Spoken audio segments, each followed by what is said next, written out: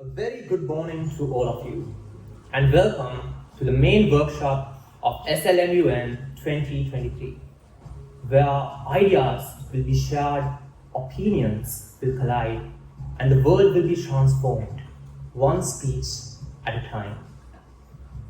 Are you ready to embark on this incredible journey of debate and diplomacy? I hope you're excited as I am, because we have something very special in store for you today. I'm Parindra Nayak, and I will be your host for today. This year marks the 16th session of SLMUN 2023. And we couldn't have been more thrilled to have all of you here today. We're very, very proud to announce to you that this year we are expecting over 1,000 delegates to participate in conference, making SLMUN the largest student-run conference in South Asia. Ladies and gentlemen, please give yourself a round of applause because you are part of something truly special.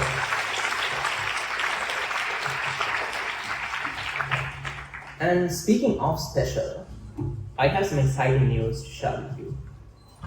SLMUN 2023 is endorsed by the Ministry of Education, the Ministry of Foreign Affairs, the Ministry of Health, UNICEF, and Habitat for Humanity.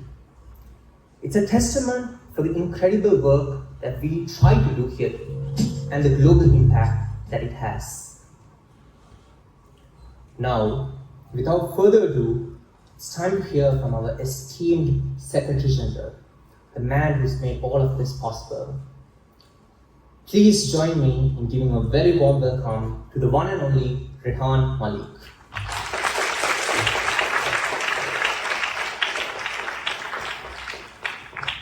Hi all, hope you can hear me. Also, to begin with, there was a lot of compliments towards me saying esteemed and it was me, but no. It was because of the chairs, your exco, from your logistics team to everyone that made this possible, right?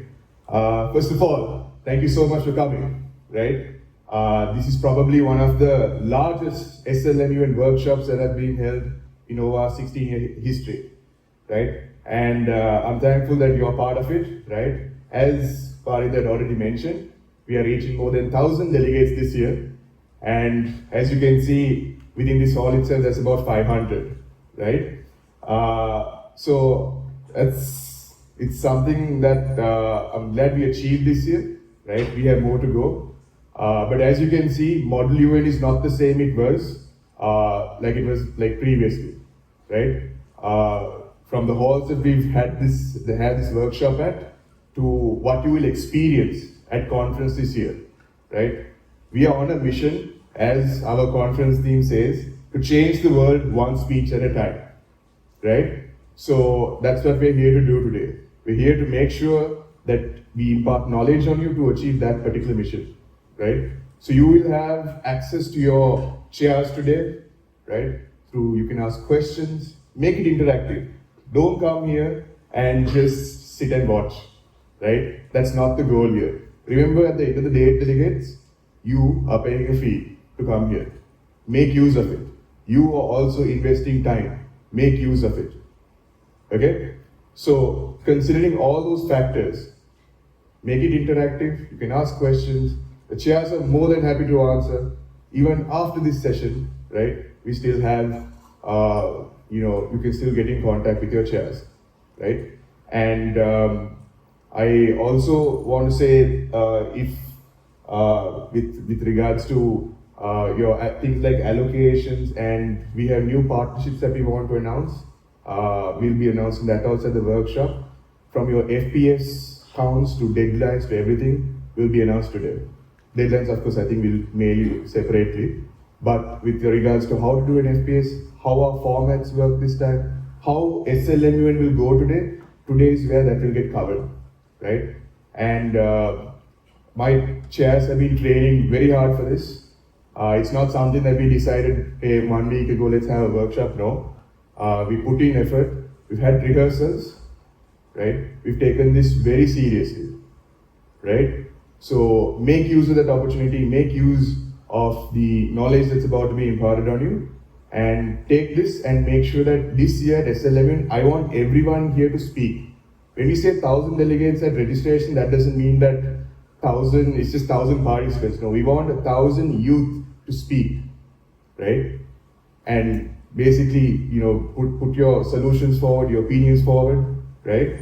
So that is what needs to happen. So make sure that happens by using tools and things like this workshop to go forward, okay? All right, delegates, that's about me. I think I'm taking a lot more time, but good luck, delegates, for SLMUN, right?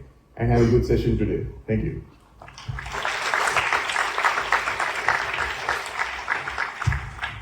Thank you, Rehan, for your inspiring words as always, and for setting the tone for the event we had today. Delegates, the agenda for today is all about you. It's for you to address any concerns you may have about MUN and the committees that we'll be having, the very unique committees we'll be having at SLMUN this year. So to kickstart this process, I would like to cordially invite once again Rehan Malik and Pranesh Fernando to give an introduction to the basics of MUN and SLMUN.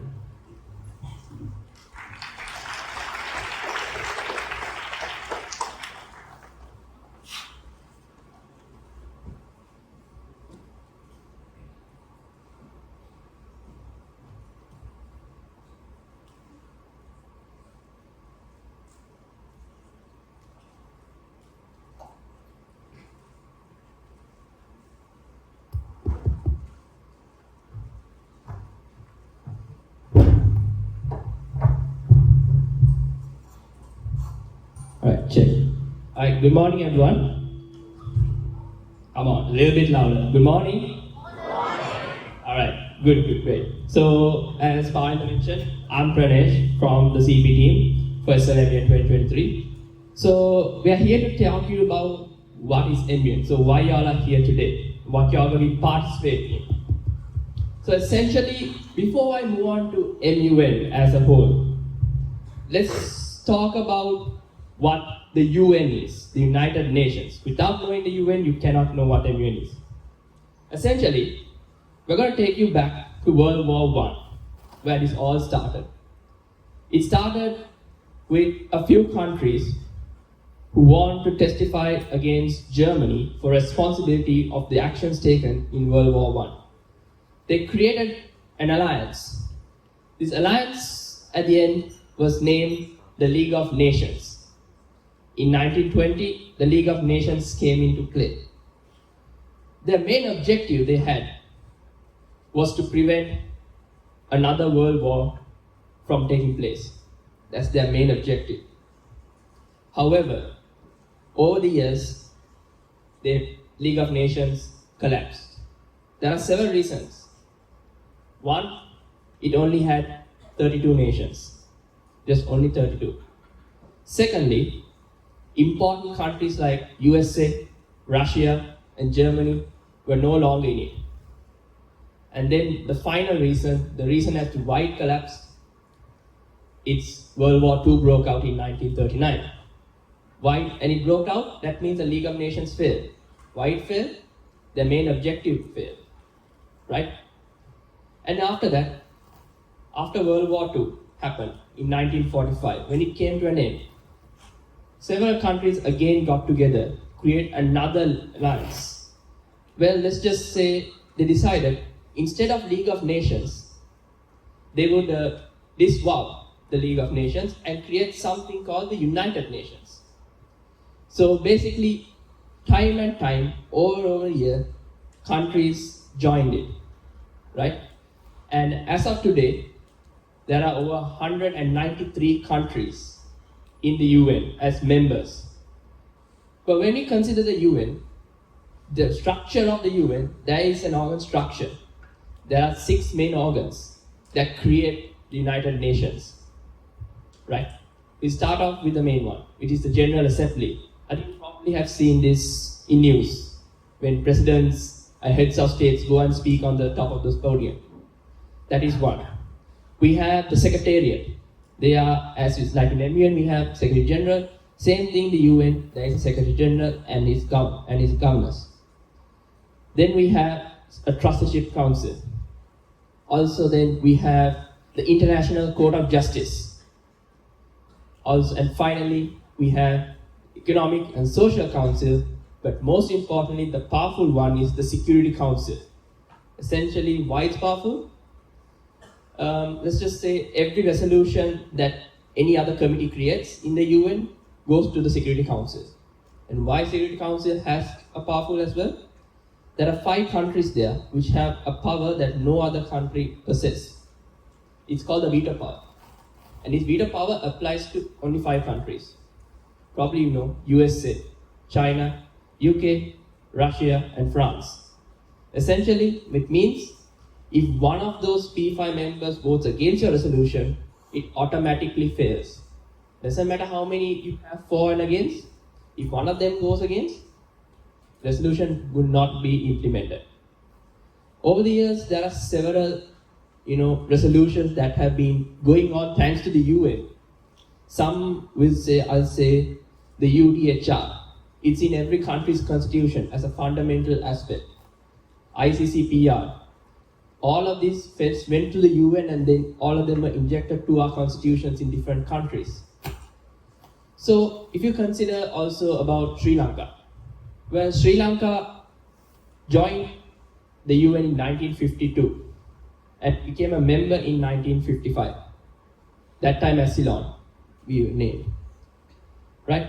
So that is about the UN. Now we come to MUN. They created something, the United Nations decided to create something for the youth, allow the youth to speak up. That is where Model UN comes in.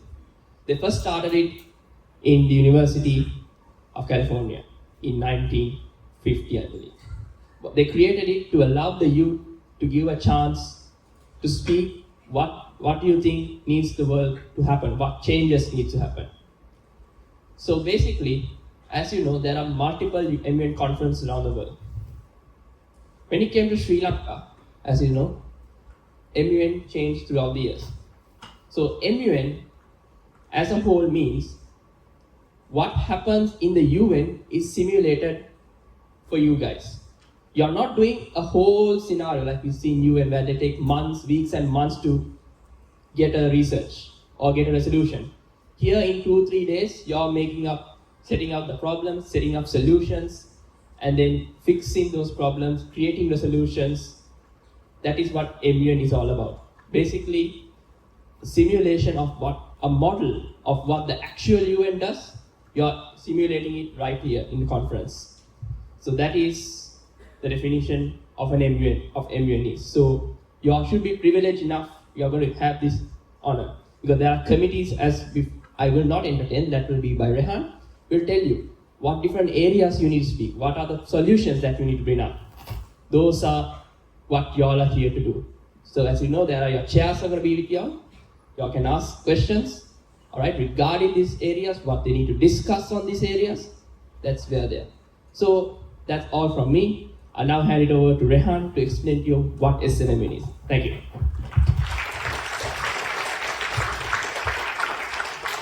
All right.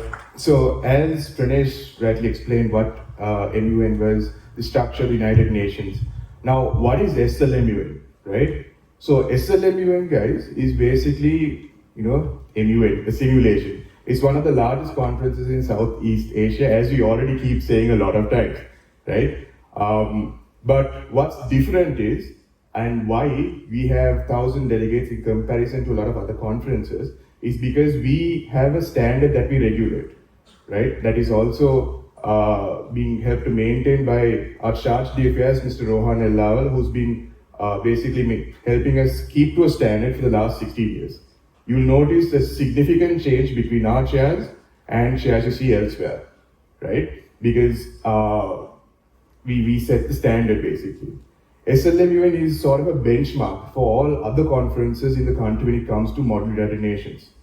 So from our procedure, from our point system, right, you'll see this everywhere else as well, right? So Sri Lanka Moderated Nation started 16 years ago as Simulations Arc by Mr. Rohan El-Lawal, and it's continued on for 16 different sessions. We have our conference every year at the BMICH, as you may already know. Just giving this run through because there are some of you who are completely new, right? That's okay. That's why you have this workshop. And so, when it comes to conference, it's a whole different thing. Can I know anyone else? I mean, is there anyone who's here for the first time? SLM, any first time? First time? All right, that's a lot. That's a lot, right? I'm actually happy. It just lights me up to know that there's so many new faces in MUN, right?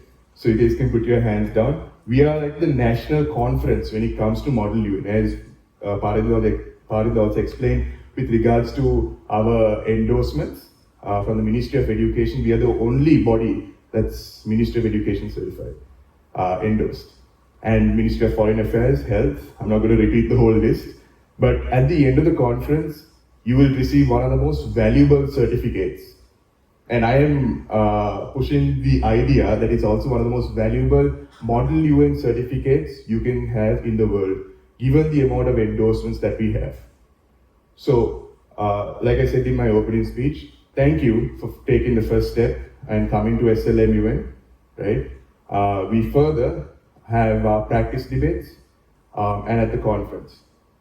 And we also, as an organization, we go the extra mile when it comes to training and helping. For example, at the practice debates, for the first time ever, we have former SLMUN EXCO members stepping in to do something called on-site coaching, right? So where you will be able to, in your practice session, while you have your chairs, you'll be able to speak to a coach to sort of be mentored then and there.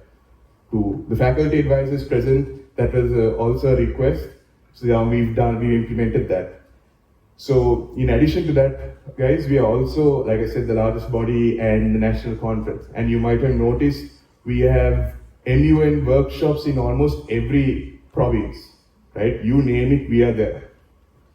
So, like I said, guys, we are the largest Model UN body and a Ministry of Education certified body.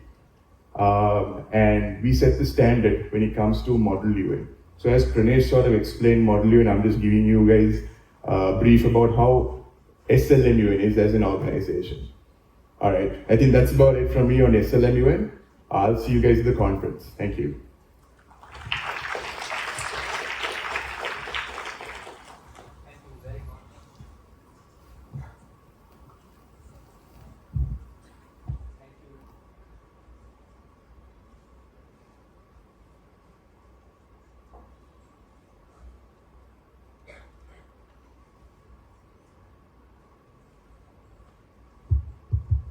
Thank you very much, gentlemen. And now we'll be giving you the brief on procedure. We have a very special team from SLMUN, the conference protocol team, the fabulous five of Danvin, Chaitya, Varshan, Sudhil and Pranesh to show you around the somewhat bizarre world of MUN procedure and to show you the difference between mediocrity and exceptionality.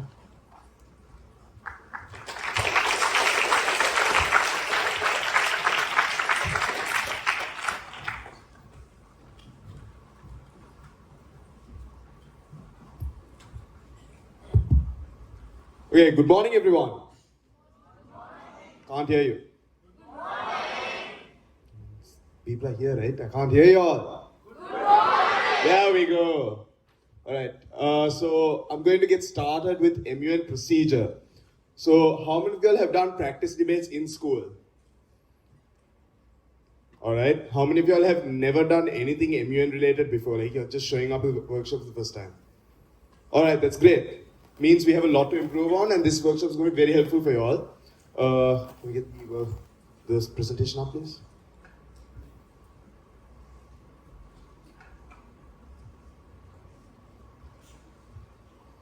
Okay, until that's here, let's see. How is it going so far? Let's just get that done. How many of you all are awake?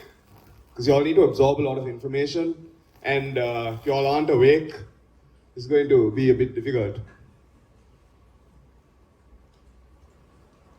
Okay, until they're done, let's have a little icebreaker then. How many of you all have heard of Danvin Says? Nice. All right. So, Darwin says is like Simon says, except when Darwin tells you to do something, you don't do it. If I tell you, like, just tell you all something, then you all don't do it. Then you all don't. I confused myself for a second there. When Darwin says you don't do it. When it's just normal, you do it. All right. Stand up.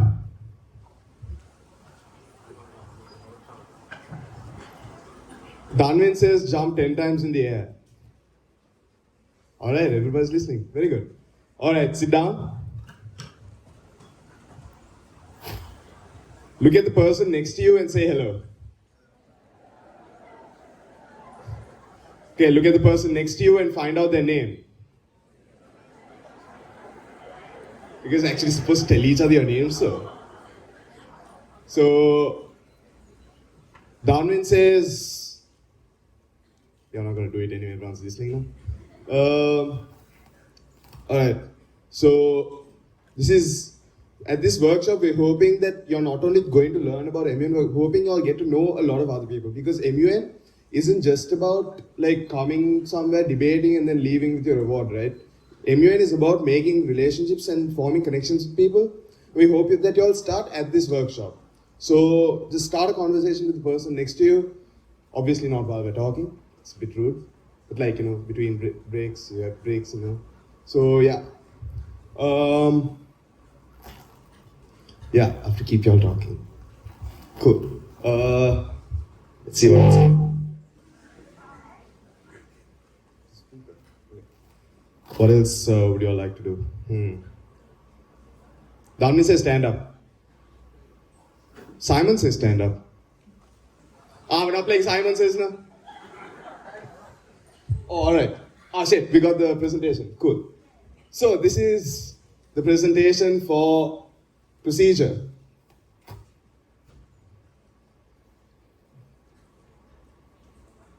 Right, so let's start with procedure. So as soon as you get to conference, you're going to be asked by your chairs, delegates, are there any motions on the floor? What does a motion mean? Do any of you all have any answers? Anybody would like to volunteer to give an answer? Yeah, logistics team, can we get a mic there, please?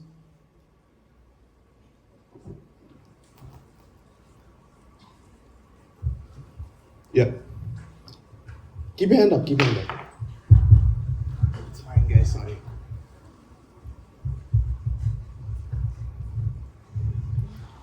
What's your name? My name's Zaki. Alright, hi. So, what do you think a motion is? It's like you're saying, are you present or not? Like when a teacher says, like Akil, are you present? They'll call out your name and you have to say, are you present or absent? Like something like that. That's pretty close. You're very close. Yeah. Pass the mic on.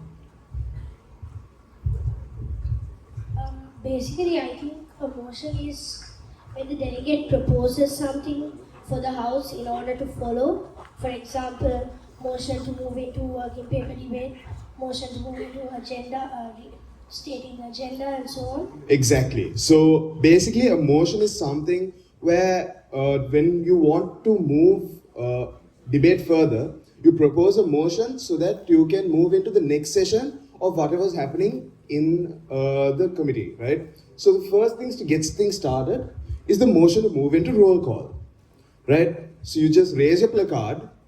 So your placard is basically like this card that they'll give you with your country on it. And you will be representing the country for the entire conference. So you raise your placard and you say you want permission to propose a motion.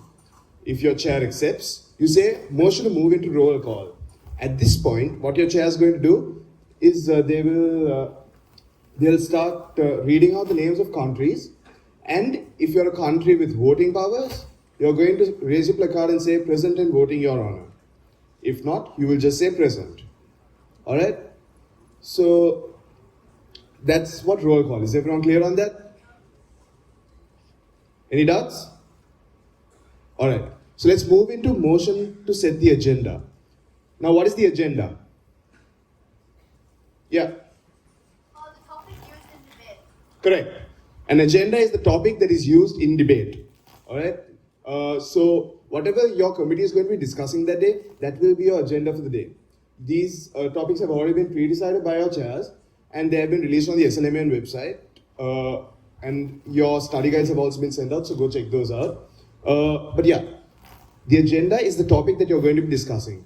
Again, it's pretty simple. You just raise your placard when the floor is open for motions, and you ask your chair permission to set the agenda. All right. After which you will get to read out the agenda, and your committee will start debating on that topic. All right. All clear? Guys, when I ask all clear, I want a loud yes. Yes. All clear? Yes. One more time. Yes. Great. All right. Then we have motion to move into working paper discussion. So at SLMUN, we use working papers. So what a working paper is basically, it's going to be something like a resolution that you craft beforehand. Okay? So you're going to have, it's made up of two parts. You're going to have your problems and your solutions. Your problems are called preambulatory clauses, and your solutions are called operative clauses. So the working paper will basically have all the problems that you have found within your nation or around the world, and your operative clauses will have all the solutions that your country is willing to propose and willing to adopt in order to, like debate future in conference, right? Like you're willing to put those forward into your resolution. All right? All clear? Any questions? I said all clear? Yes. Beautiful. After we move into working paper discussion, you all will be asked to raise your placards if you all would like to enter working paper discussion, right? And delegates who want to discuss their working paper, raise their placards and keep them there. And what happens then is a delegate is chosen, and they will make a speech for about 1 minute and 30 seconds about their working paper, all right? And at this point, you're going to be allowed to answer POIs. A POI, which is the short form for a point of information, is a question that another delegate can ask you about your resolution, about your working paper. Apologies. So the floor will open for POIs, and delegates will ask you all questions about your working paper, and you all should be able to answer them, right? So you came up with your problems, you came up with your solutions, you put them on a paper, and you made a speech about it. And now you're going to clarify any doubts that other delegates might have about your working paper. Is that understood? Everybody clear with what a POI is? Is everyone clear? Yes. There we go. Now, when a POI is asked, sometimes delegates are going to want to ask more questions. In MUN, we allow only one question after a main question. This question is called a follow-up. All right? So not all delegates have to ask a follow-up, but it's preferred because then, you're getting more talking time, and that's better for you, right? So talking time is always better. So whenever you get a chance, talk during committee. All right? Yeah. Excellent. Right. We have other points that could be raised because you don't only have points of information and like working paper speeches, right? So firstly, let's talk about statements. Now, when you want to make a speech, but you don't really have a question or you don't have the opportunity to make a working paper discussion speech, you make a statement. You can talk about someone else's working paper and you can propose your own views on it and your own problems that you've discovered on it, right? And you make statements whenever you want to clarify something within the house. So if the delegate making the working paper discussion speech makes a mistake, you can also make a speech and say, no, he was wrong. This is what's right, right?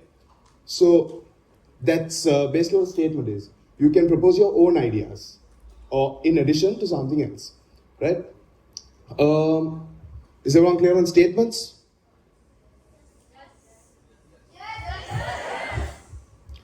Right. Then we have right replies. Now this is where things get a little bit tricky. Okay? a right to reply can be raised by anyone at any point during committee.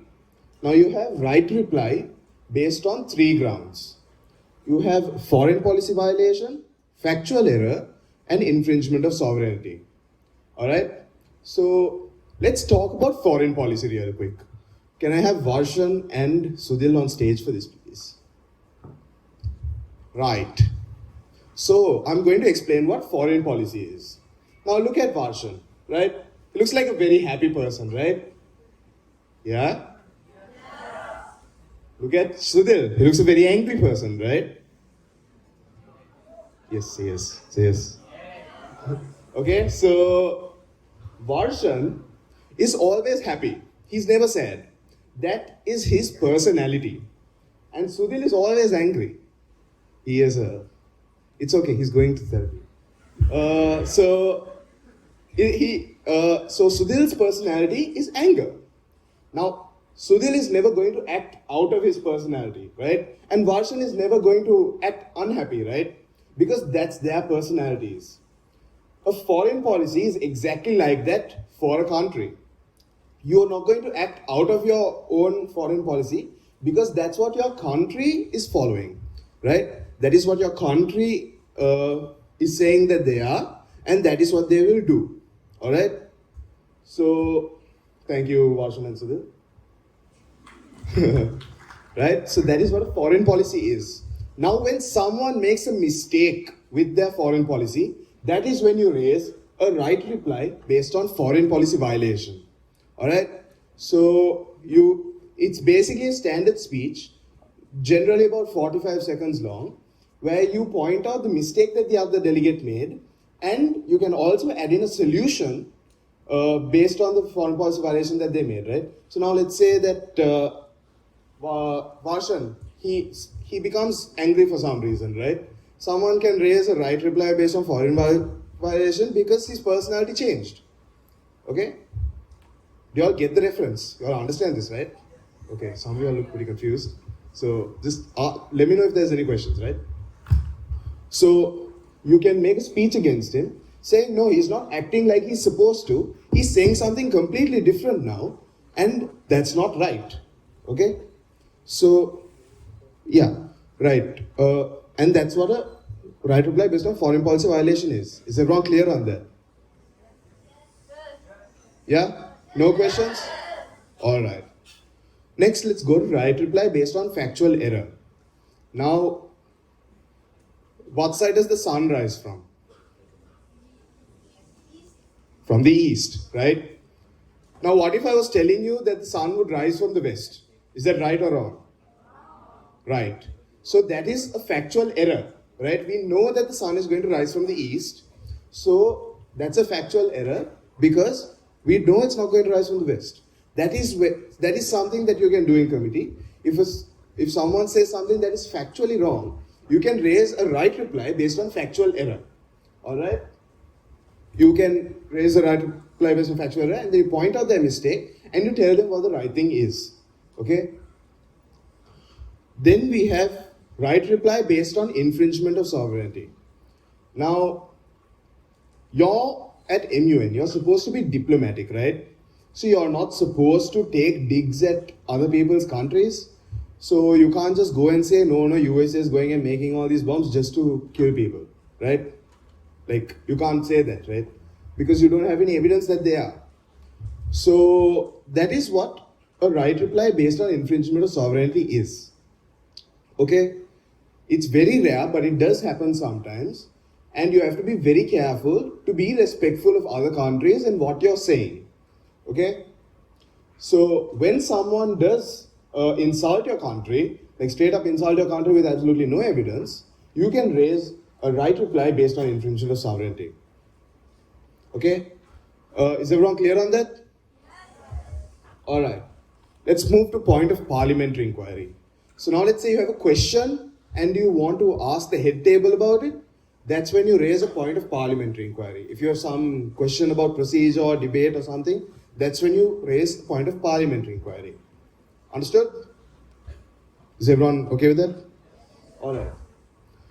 Then let's go to point of order. Now your chairs may sometimes make mistakes. SLMUN chairs have been highly trained, so it's very rare, but they will make some mistakes because they're also human, right? That is when you raise a point of order. So if there's a mistake in the procedure, that's when you raise a point of order, and then you tell them the correct order, and the chairs will rectify their mistake. All right? Everyone clear there? Yes. That yes wasn't loud enough. Yes. There we go. Then we have point of personal privilege. A point of personal privilege can be raised if you cannot hear someone, if you want to go somewhere in the middle of committee, or if the AC is too cold, it's too hot, something like that. You raise a point of personal privilege and you state what you want, right? Is that clear? Cool. Right. Let's talk about moderated caucuses. So, what is a moderated caucus? We define moderated caucuses as basically specializations of the main topic. You're going to need to discuss several things during conference, and you can't possibly cover it all within your working papers itself. So, you go into a very specific area of your topic, and you start discussing it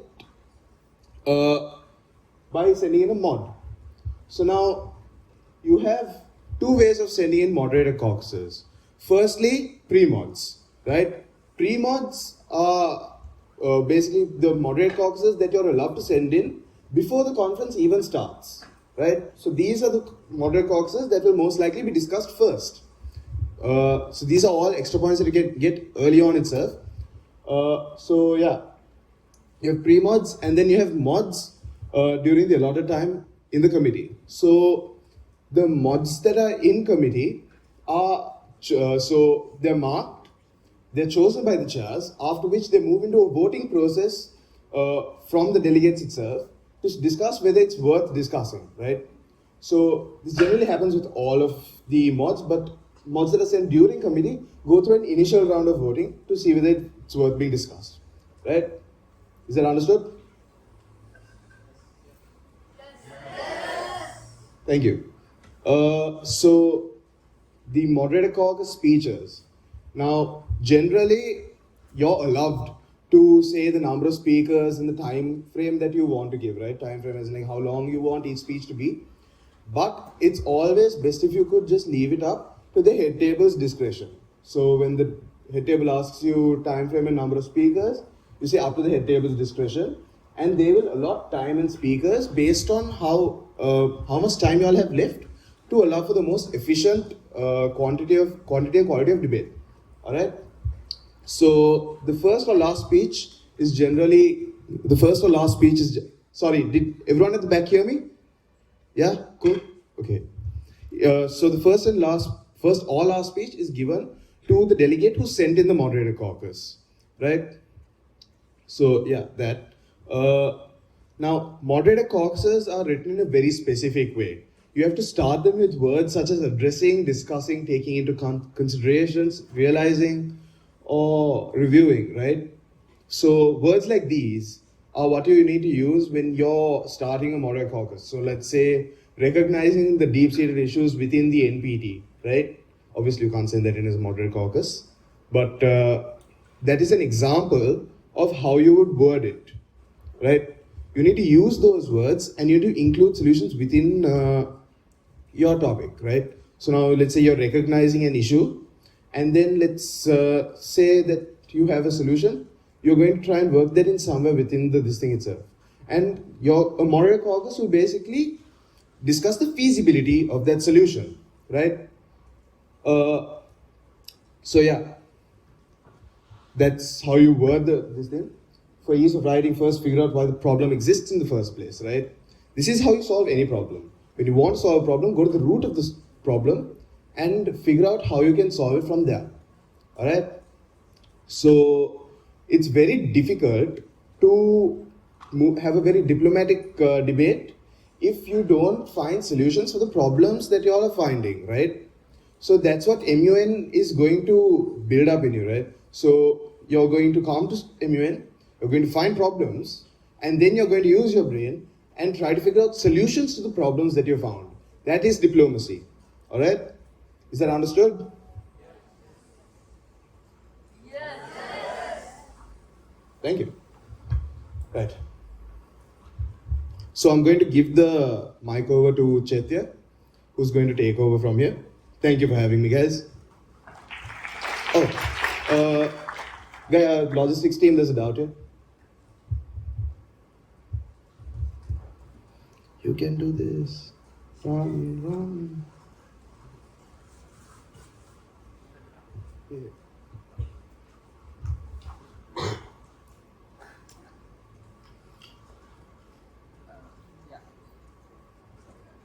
Can you hear me like this? Yeah, I can hear you. Yeah, just want to clarify. So, when it comes to moderated caucuses, we all want us to present a solution. So, one thing you suggested was present the feasibility of a solution. You propose solution and you discuss the feasibility of the moderated caucus topic. Otherwise, can you also use it to discuss a specific issue? Like if the United States has a specific issue and you all want to understand the root cause of this issue, could you apply that also in moderated caucus? Or do you want to separate the statements? That's a good question. So basically, you may have heard me wrong, but what I wanted to clarify was you're going to discuss the feasibility of a problem, of a solution that you propose in your mod caucus speeches, right? So you're going to talk about your solution in your moderate caucus topic, and then when you're making speeches, what you're doing is discussing the feasibility of this thing, right?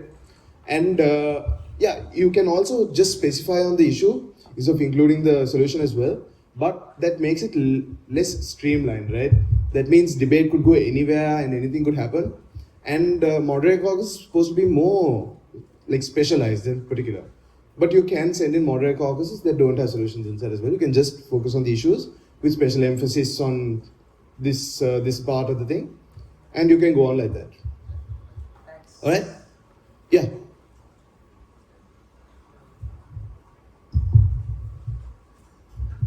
So in right to reply, infringement of sovereignty. Like if they have evidence and if they insult us, does it come under infringement of sovereignty? It does not.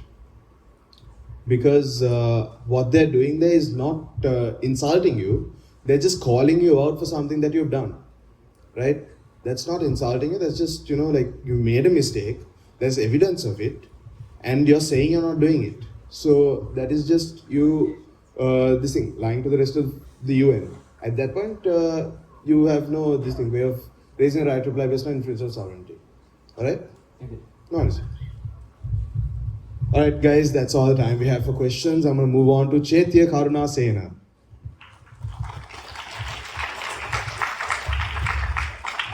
Hello everyone. Now that Dhanmin has explained to you what happens before you write and when you're writing your moderate caucus topics, I'm going to explain to you what the procedure of discussing these moderate caucus topics are. So towards the end of working paper discussion, the chairs would open the floor for moderated caucus topics to be submitted. Normally you'd write these down on pieces of paper or the notepads would give you in conference. And you give this to the admins and the admins would bring this to the head table. The head table would then choose the best moderate caucus topics, and what chairs would do is choose the moderate caucus topics that would contribute the most to debate, because that is at the end of the day what chairs and the rest of committee really wants. Moderated caucus topics which can bring debate to the next level, which can open a whole new avenue of discussion which delegates can throughout committee enjoy and gain some sort of benefit from. So when chairs do select a moderate caucus topic after the motion to move into moderate caucus topics has been opened, the delegates would then be asked for seconds and objections. The chairs would normally read out the moderate caucus topic and then ask for seconds and objections. So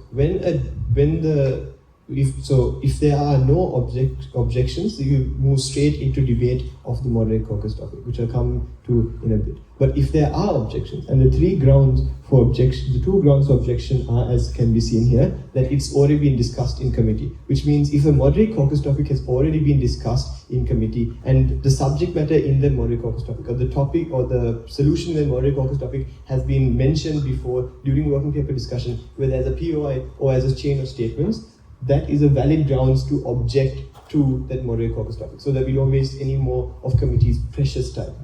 Secondly, it is out of the mandate or the topic of committee, because each committee has its own mandate. For example, the WHO has to debate specifically on medication and its applications. FIFA would have to debate exclusively about football, etc.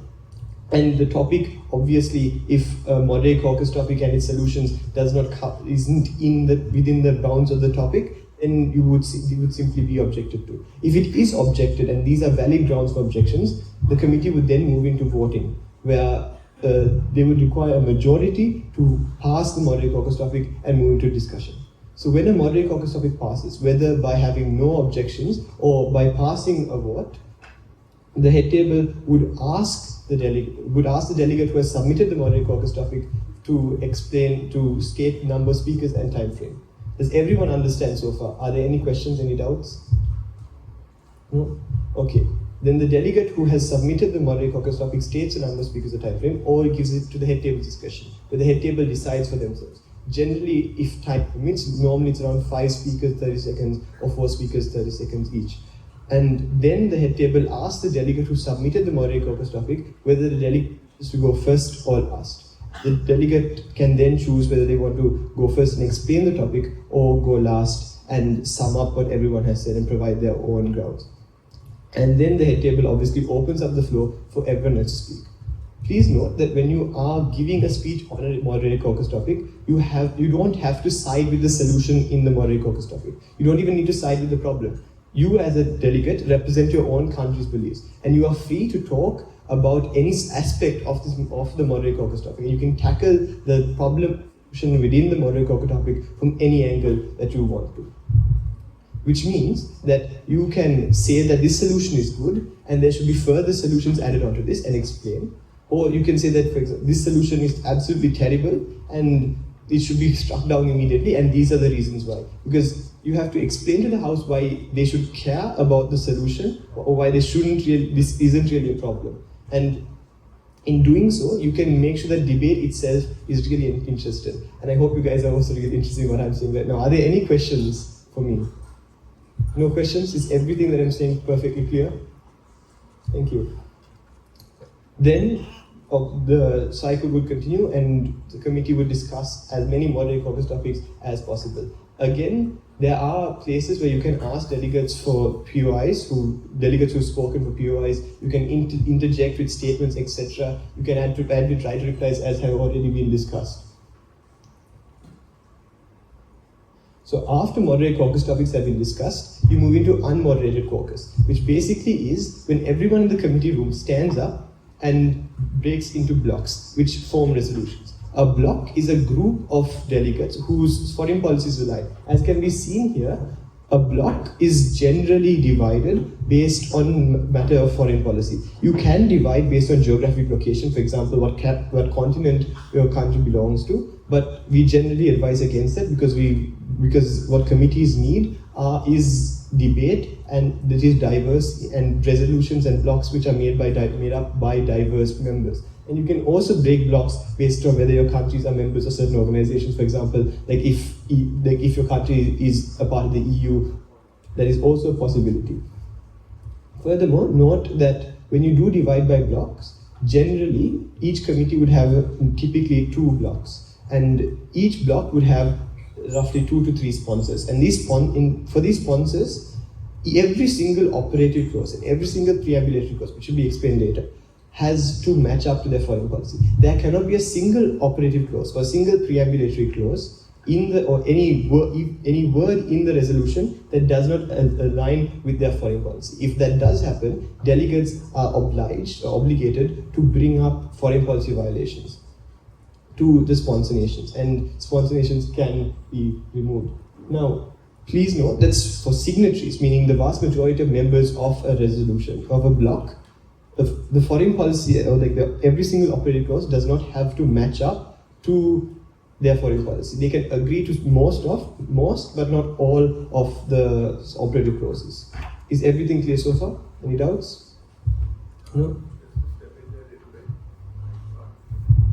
So when it comes to resolution debate, When it comes to resolution and UNMOD itself, so I just wanted to add on, Chet there. Think of a sponsor block as a team, right? You have your sponsors who are like your captains. As we captains in any sort of sport, right? And then your signatories, who are like team members, okay? So you have your sponsors who are, who will sort of take over responsibility. And as you know, when something happens with the team, let's say a team loses a match, right? Sponsors take up, the captains take up that responsibility, right? That's what happens in your schools, I'm assuming. How many of you all do sports and stuff, apart from MUN? A lot of you all. How many of you all are captains? Have done captaincies and stuff in school, right? So you all know what I'm talking about, right? Even if someone were to lose, it's still the captains that take responsibility. You guys can put your hands down now. So that's how it works. I just wanted to add that on quickly, Chetri. You can take it. Now, you have to make sure that in a resolution that the sponsor nations are able to appointed based on merit and whether their foreign policies and whether they are able to be diplomatic. Because at the end of the day, if you want to be a sponsor, you have to be able to make friends. That is what MUN is all about, making friends, making allies and negotiating. So if you are able to make sure that you yourself are in a favorable position to be a sponsor, go ahead and do so. But make sure that you delegate and separate tasks, for example, within your block. For example, which delegates are writing preambulatory clauses, which delegates are writing operative clauses based on a certain genre, a certain topic, and which other delegates are doing, like writing a list of signatories or typing it up, etc. And also, make sure that you give every single member of your block a chance to speak up. That even if you are a sponsor or signatory, that you give novices, experienced delegates, everyone a stake in this resolution. And this is extremely crucial if you want your resolution to be the passing resolution. Because at the end of the day, you need to make sure that you have as many friends, allies, and people who you are in general friendly with in committee to make sure that your resolution passes. Are there any final questions before we end this segment and move on? No questions? It's fine if your question is very basic, because most people here are first timers as well.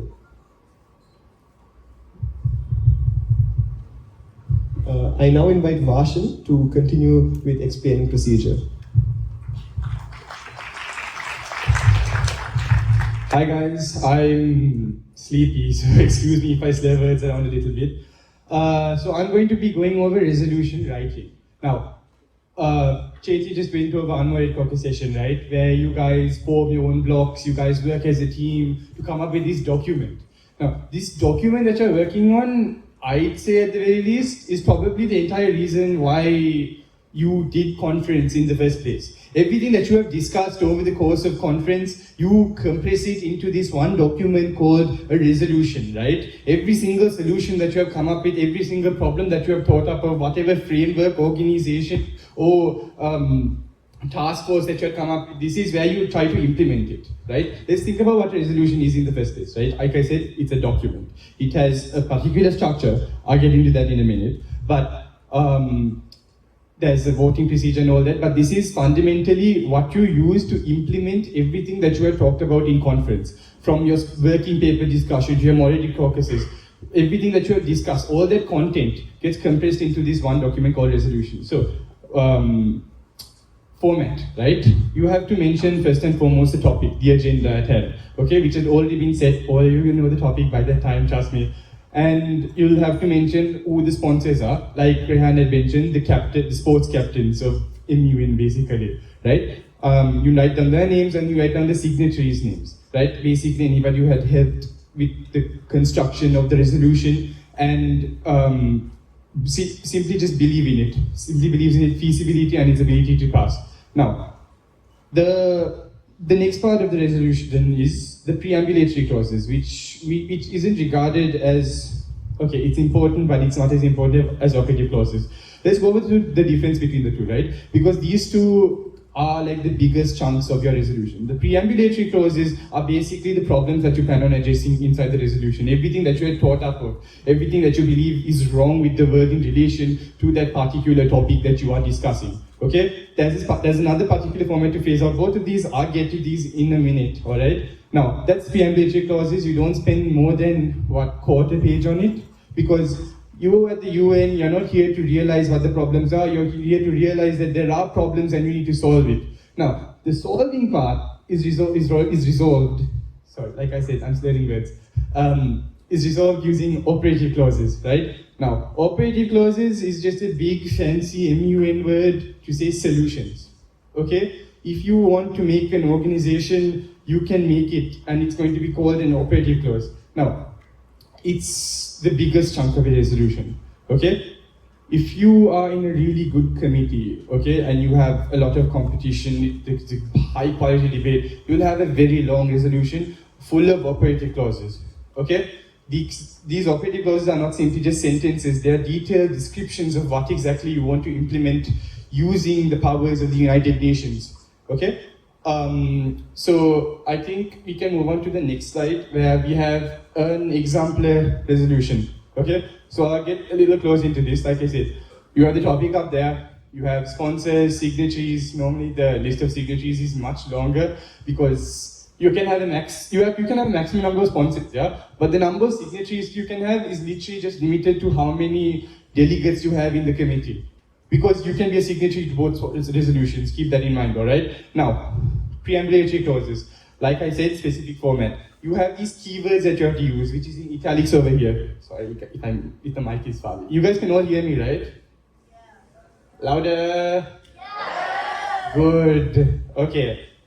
Further noting, regular noting, identifying, noting with deep consideration or deep regret, etc., etc. There's like a bunch of words that you guys will come across, and you'll just naturally remember it. Do not try to by heart it, it is pointless. Okay, if you want to, I'm not going to stop you, but then it just comes to you. These are formal words that you use to fit it into a particular format, right? So like I said, these are all problems. The topics on diamonds and fueling conflict. The problem here is smuggling illicit rough diamonds, etc., etc. So, small portion. Only 2 preambulatory clauses, which is enough for this small committee. But then, here you have very long operative clauses, right? You have one that's pretty small over here, and then you have even larger ones like this third one. Okay? They vary in size, but then size is not what matters here. What matters is how descriptive it is and how effective it is. You guys came up with this, right? You talked about it during your working paper discussions. You discussed all those moderated caucus topics, and now you finally implement it over here. So, there's a specific format you have to fit in. You need this colon, okay, to initiate each preambulatory clause and operative clause.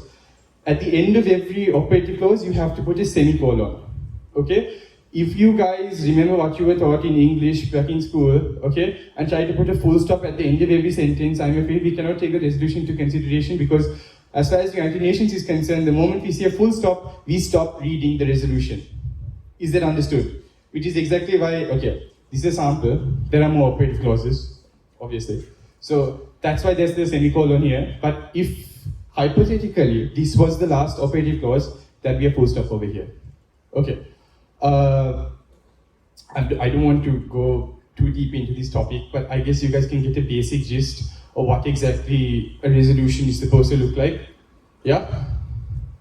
So, can we move on to the next slide? I believe we have a bunch of keywords that we use, yeah?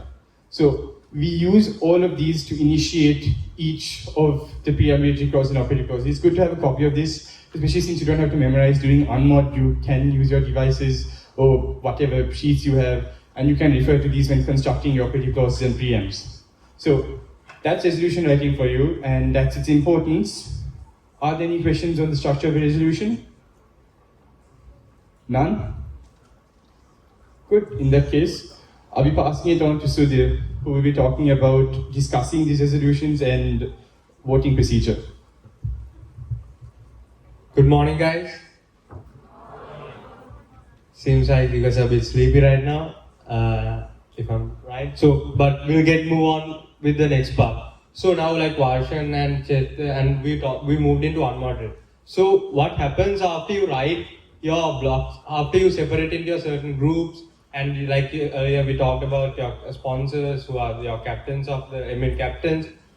After you draft your resolutions, you hand them over to chairs. So normally, depending on the committee's, how many delegates are in a committee, on the committee size, and depending on certain situations, we decide on how many groups you can actually separate into. So normally, most of the time, there will be 2 blocks. So these groups will represent their own policies. And so after you, so now I'll be moving into what happens next after you hand over your resolutions. So if you can see right here, you submit your blocks, you submit your resolutions as a block, and then the head table calls the House to order to move into resolution debate. So did you guys understand what a resolution would consist of? If I picked one of you right now, could you explain, just give me a brief explanation of what a resolution is? Yes, there's a hand raised right there. So a resolution consists. Wait 1 minute, get the mic. A resolution consists of the title with the mandate, with the agenda as well as that's in it, as long as the members, aka signatories and sponsors. It also consists of preambulatory clauses and operative clauses, i.e. your solutions and your problems. And this would be composed of everything you found in debate. Thank you. Great. Well, I'm glad you've been listening very attentively. So, exactly like he said, so we could so a resolution consists of your problems and your solutions. So, what I will be telling you now is how we are going to be discussing them in committee. So, when the head table calls the House to order, we will be according most of the time, depending on who submits the resolution first, we will brand that resolution number 1, and the group that submits the resolution after that will be taken as resolution number 2. So first, the chairs will call the sponsors of the first resolution to come and give their sponsor speeches. So the sponsor speeches are basically the speeches, so the sponsors, so like earlier when we said this MUN captains, these sponsors will come to the, take the floor and explain what their resolution basically is. So they will be representing each and every operative clause of their resolution.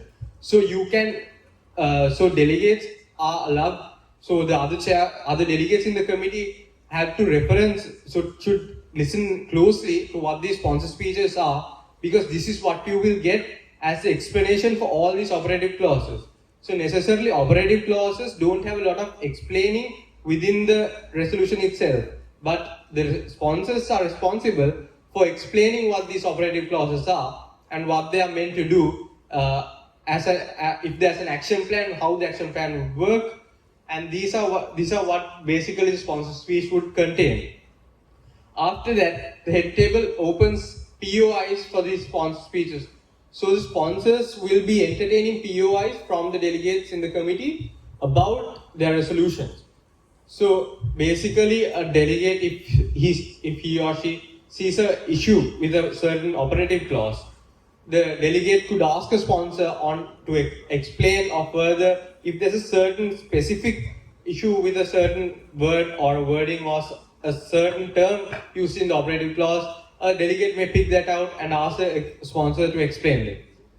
So, furthermore, moving to the next part. After POIs are done, after we table POIs for the sponsors, we then open the head table for amendments. So, how many of you know by show of hands what amendments are? Okay, so, most of you know what amendments are. But just in case, I'll explain what amendments are to you too. So amendments are basically changes. So you have your operative clauses, resolutions, right? So amendments are sent in again by delegates or sponsors to make a change to these operative clauses. So one common mistake that I've seen certain delegates do is they try to send amendments for preambulatory clauses. So preambulatory clauses are mainly like your problems. So we advise that the delegates don't send amendments for the preambulatory clauses, but rather they focus on the operative clauses so that they can save time in committee and it will be effective. So again, moving into amendments. Amendments can be used to change an operative clause. It could be a wording. So what you would do is you would send in a chit. So there will be admins in committee, administrative staff. So you can send in a chit through an admin to the head table requesting, so you should be very clear when you want to send an amendment. So you should write your delegation, your country on the chip. And then you should write which operative clause you want to change or amend. And if it is like a replacement for the whole operative clause, write the full wording properly and clearly. Since it will be easier for the delegates and the chairs to, and it will save time in the committee. And again, so amendments are, once the head table opens for the amendments, in the meantime, while amendments are open, the head table will also move into speeches for and against the resolution. So these speeches are not made by anyone else other than sponsors. So sponsors are not allowed to make speeches within that category. So speeches for and the resolution. So the head table will ask delegates, are there any speeches for this resolution? Are there speeches against? So this will be the time for the other delegates to express their sentiments on the resolution that they've been given. So if a delegate for a fact, in a scenario, the delegate believes that this resolution is not effective or feasible, or there are clauses that cannot be applied in the current scenario, the delegates should express that within this certain time period where the head tables opens floor for speeches for and against. Am I clear with that? Thank you. So again, after that, after speeches for and against are done, so during that time the head table may close the head table for amendments. So when the head table closes, you cannot send in amendments then, because the head table is closed for selection of amendments. So the head table may open again, but that is up to the head table and depending on the time. And so what happens after that is amendments will be selected by the head table and put into the discussion. So there are two types of amendments: friendly amendments and unfriendly amendments. So friendly amendments are normally one way to send friendly amendments are sent in by sponsors. So when a sponsor sends in an amendment, it automatically qualifies as a friendly amendment. So a friendly amendment would not need to be discussed in committee or voted upon. So these would straight away pass and would be added to the resolution. And another way to send in a friendly amendment is, so the head table will ask, when an amendment comes in, the head table will ask the sponsors whether it's a friendly amendment. If the sponsors believe that this amendment could actually do good for the resolution, they would accept it as a friendly amendment. So when it's accepted as a friendly amendment, it is automatically added to the resolution. After that, the next part will be an unfriendly amendment. When an unfriendly amendment comes, so did you guys understand what a friendly amendment is?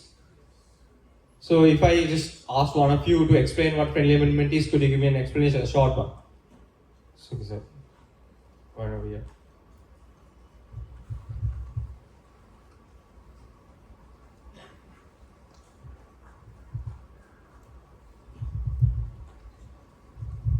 So basically a friendly amendment is like an amendment which a delegate sends in to the sponsor nations, which is basically supporting their own resolution. So it can be something that will alter a certain operative clause in benefit of the resolution, or maybe add on another operative clause in benefit of the resolution. Exactly. So since exactly like he explained, so that is what I will explain. So now I'll move into what an unfriendly amendment is.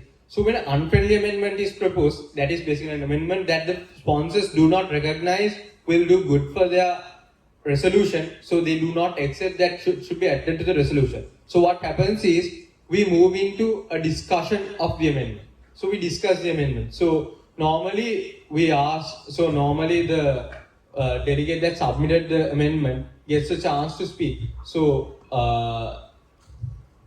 normally it's up to the head table on how many speeches will be there, but definitely the delegate who submitted the amendment will get a chance to speak on the amendment. And after the debating, after the amendments are discussed, we will be moving to voting of the amendment. So the whole committee gets to vote on whether this amendment will be added to the resolution or not. So depending on the majority vote, it would either be added or not. So that is what basically the amendment procedure would be. After amendments are voted upon, we will then be tabling discussion on the first resolution and moving on to the discussion of the second resolution. And again, the similar procedure, the same procedure will be repeated with the second resolution.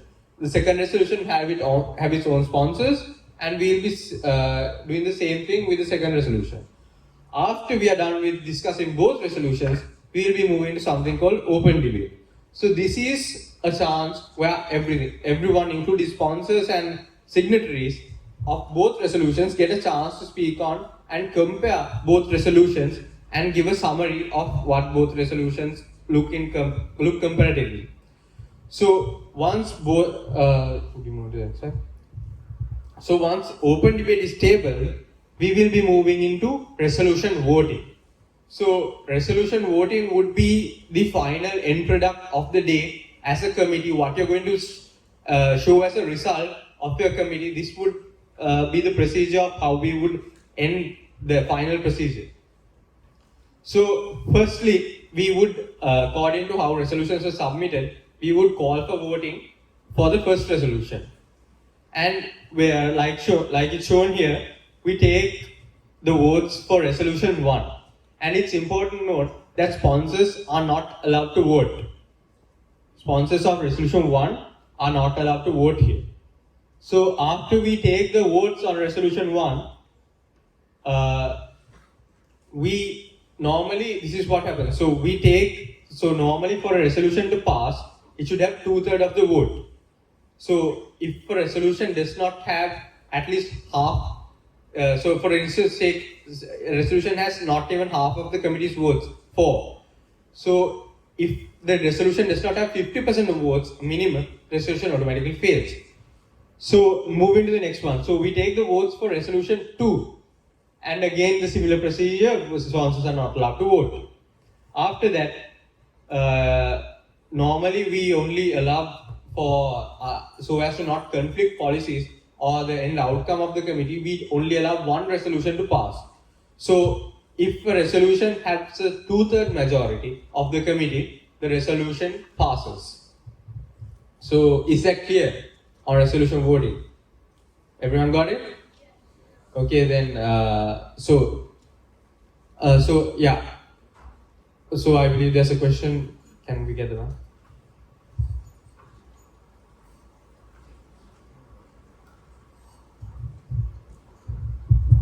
I have a question regarding QIs that are directed to sponsors during resolution debate. Should these QIs be those that only pertain to the resolution, or can they be generally something that's related to the country's policies? I think it would be best if you could refer since it's during reso debate, it would be better if you could. We recommend that you try to stick within the limits of the resolution and the operative clauses when you're asking a question. So if there are more questions about reserve voting, the section I just covered and the sections of procedures who will left for you, I think the CP team here would love to entertain your questions. Are there any questions? Yeah, anything regarding procedure, you have any questions, feel free to ask now. Is it known yet whether annexes will be allowed for resolutions in resolution debates and discussion?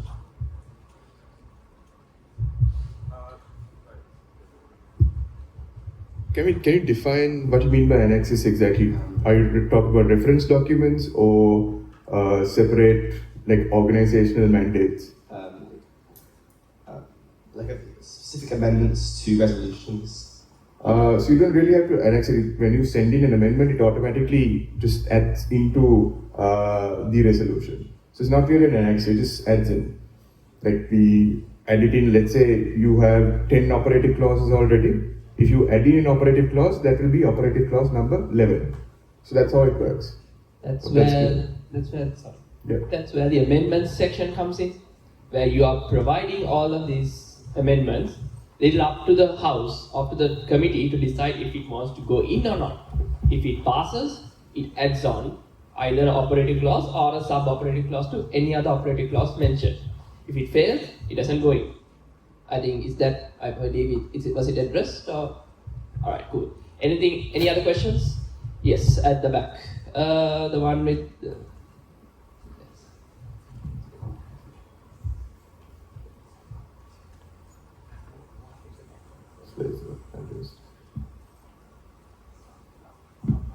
Can we get mic there? Thank you. Hi there. What happens if the both resolutions pass? Sorry, could you repeat the question? If the both resolutions pass, what happens? Delegate, both resolutions cannot pass. Only one can. If both fails? Then the committee fails it. Then the committee fails delegate. So that does not make that happen. That's why you need to become prepared for conference. Yeah, thank you. Any more? Yes. Your Honor, when we debating, can we ask a point of information like in the sorry. That's okay. And in the resolution, the second day of the conference, the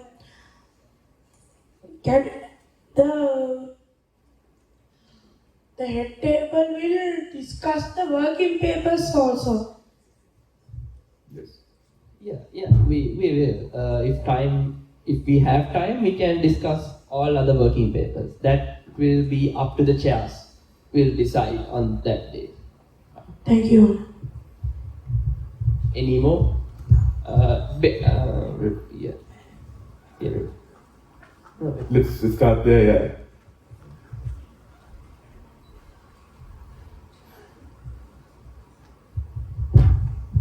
Yeah, so regarding amendments, now there have been a few conferences where the executive committee have mentioned regarding if more than 50% of a resolution is amendment, it automatically fails. Is it going to be the same at SLMUN, or can any amount of amendments be added to a resolution? Delegates, it's like this, right? It's really on a circumstance sort of thing. It's a scenario-based answer, right? Because it depends on the quality of debate at that time, right? And it depends on how the initial preset resolution is, right? But we generally, in formalities, would not go and say, look, we are not discussing this resolution, it has automatically failed. We'll anyway go into voting. At the end of the day, why we take a vote is to see whether your country consents to that. So if we were to withdraw a resolution before it even goes into voting, then there is no purpose. So that's why we anyway go into voting. So there is no such thing as, okay, it's going to be automatically failed and stuff. That may be the mindset of the delegates around because there's so many amendments, right? But we won't necessarily say, look, we can't discuss this resolution. We'll go into voting. Yeah. On question. So now supposedly, let's say, like I believe one of the delegates at the back mentioned about both resolutions failing. So supposedly, in the case of both failing, will a merging be entertained, or will just the committee fail completely? So I can repeat that once again? Okay, so in the case of both resolutions failing, will a merge between the two resolutions be entertained, or will it not be entertained at all? Again, that's depending on the situation and the feasibility of the solutions, right? So we can't give you an answer saying, look, yes, if you're going to merge and stuff. I'm not saying there is no possibility. There is a possibility where you can merge, right? But it is up to the chairs to decide at that point in time. Because at the end of the day, there needs to be a concrete solution that goes, which I will learn later, right? Where every single operative clause, every word, every speech you say will be counted, and your solutions will go somewhere and it will make an impact. So that will come later, but so that's why we maintain that. Thank you. Alright, also one more thing, we can see people talking to each other. We request you all maintain decorum. For those of you who don't know, decorum is the MUN term we use for silence. So please maintain decorum, as this is for you all especially, as some of you all are first timers here. So please make this, as Rehan mentioned, for interactive with the chairs, right? Do not talk to each other, right? We need silence as much as possible. Thank you.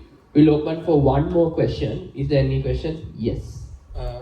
Before that, delegates, so we are open for questions not just from reso debate, we are open for questions from any part of procedure. So if you have any questions of what we've discussed of procedure until now, please ask them now so that we could answer without getting confused because we have some more things to talk about throughout the day.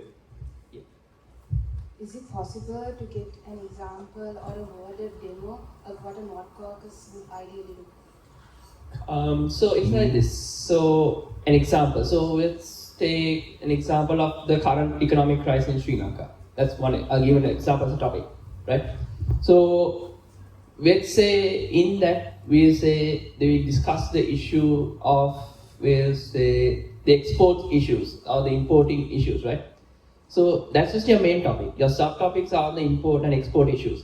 The delegate can come up and say, discussing on the certain laws and discussing on certain laws imposed on the import and exports of goods in Sri Lanka.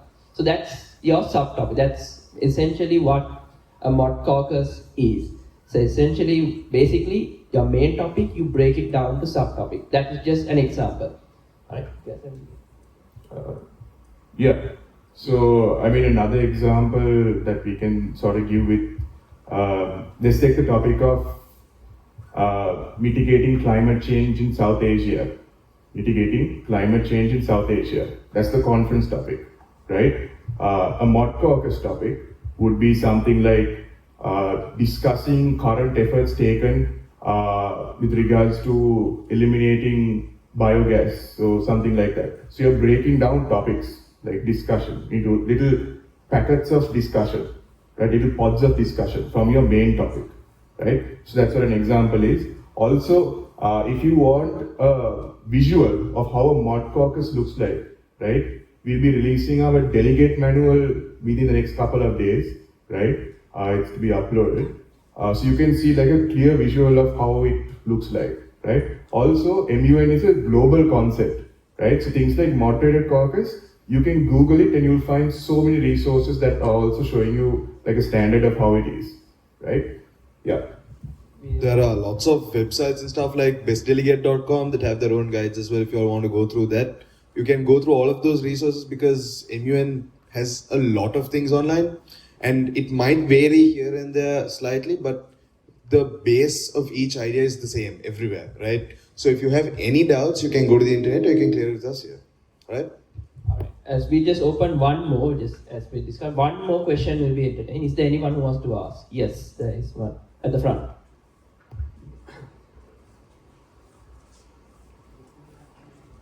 Keep raising your hand.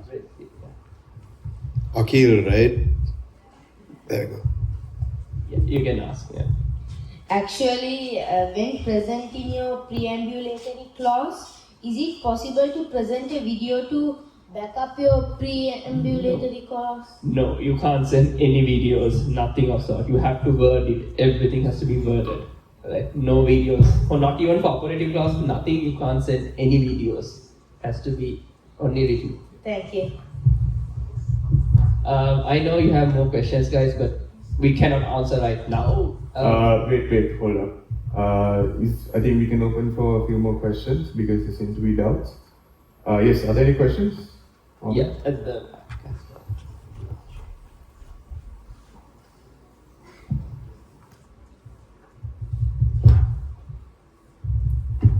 Can inherited replies be sent to the head table through the chief method if the delegate is like nervous to speak at the moment? Yes, delegate, you'll be able to do that, but I would not encourage it. See, at the end of the day, while you can do that, the most respectful thing you can do in a committee, the most honorable thing you can do in a committee, even if you are struggling to finish your sentence, somehow finish the sentence. It doesn't matter if you're shivering or being nervous or anything, right? Finish the sentence. Even we make mistakes that we say and you know all those things, right? But then it just flows to us naturally as time goes. Finish the sentence is my advice there. Thank you. Any more questions? So, is there any specific number of maximum preambulatory clauses and operative clauses? There is no maximum when it comes to operative clauses. If you all can give a lot more solutions, that's completely fine. But preamps, guys, try not to focus on it. Generally, in the formats that we show, your operative clauses have to be a lot more than your preamps, right? Because preamps are, just like issues. Why are we talking a lot about issues rather than solutions, right? So more solutions need to come. Aim to have like 2 to 3 op clauses for every preambulatory clause you have. Yeah, that's a good guide. Yeah. Any more questions, guys?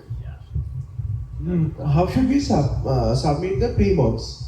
So we'll send you an email, right? We'll send you an email where you can submit a list. Yeah, thank you. Right behind him. Do you guys have like a set length for mods, like pre-mods and mods? We don't have a set length for mods, we have a set number of mods. So you can make your mods as long as you like, but it has to be just long enough that you get your point across and just short enough that it doesn't drag on too much and it still makes sense.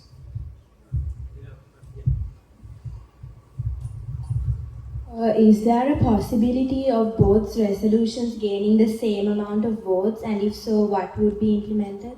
Right, so if the first resolution passes, the second one automatically fails. So if the first one passes, you don't vote on the second one anyway.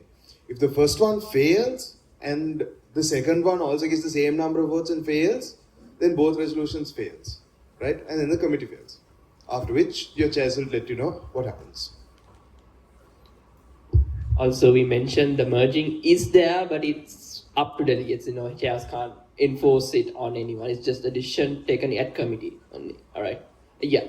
That's.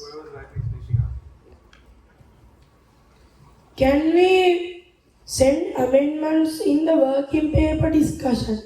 No, delegate. You won't be able to send amendments during the working paper discussion because that's something you individually prepare. You can, however, send it during resolution debate.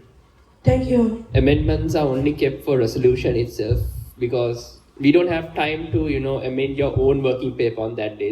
That day you have to prepare fully. Make sure you write all your sub clauses, even preamps. Everything should be written. Nothing should be changed on that day once you submit it. All right. Any more before we wind up? All right. Yeah. So no, we will take this. Right next to you, I think there's a POI. Yeah. So what if a resolution gains more than 2/3 of votes from the committee members, but from the delegate it gains less than 50% votes? Would the committee members reconsider that decision of passing it? So for a committee, for a resolution to pass, you need 2/3 majority, right? So delegates are the ones that vote on it. So automatically it's the perspective and the vote of the delegate. So therefore it doesn't, the delegates are part of that committee basically. So depending on what the delegate votes, that's what the committee votes. So I think the confusion is that the committee members are indeed the delegates. Yeah. Okay, thank you. Yeah, the other one who raises it. Yeah, you're raising your hand. Your Honor, just to clarify, there is no limit for the number of amendments a delegate can send, right?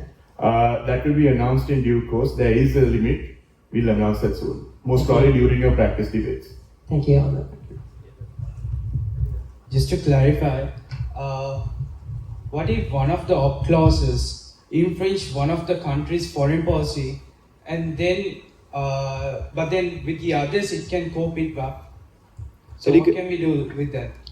Please note that for a resolution, every single operative clause has to align with every single sponsor nation's foreign policies. So even if a single sponsor nation's foreign policy violates even just a word in the operative clause, then it's a foreign policy violation for that specific sponsor nation. So may I ask a question? So in that case, can we ask an infringement of sovereignty?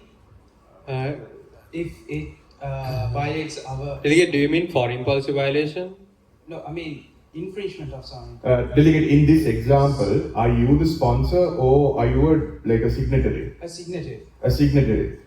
It's not really an infringement of sovereignty unless your country's name has been blatantly put there and then it said something like you're saying, like it says something against your country, right?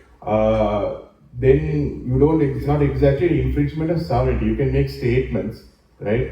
As long as you don't belong to that resolution, right? So it's merely statements. You can't bring up an infringement of sovereignty unless they have blatantly said, okay, this country is this and that, and disrespected your country in resolution. On them, yes. Which means even if they say it indirectly, will it not? So don't bring that particular situation like it being indirect, right? Because you have to remember, you get marked for everything, right?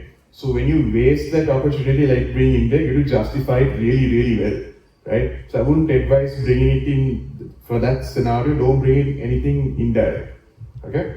On that point, it is also important to note that when it comes to a resolution, it's just a sponsor that aligns with every operative clause. The signatory doesn't necessarily align with every operative clause. So when you're raising a foreign policy violation if you're raising a foreign policy violation, right reply based on a operative clause, make sure that it is directed towards a sponsor or directly be specific as to how the right reply is made, or what if it's a foreign policy violation, or how it's made on which country. I suppose it is clear for you, or you have still have a... Yeah, thank you. Alright, guys, I know you have more questions, but...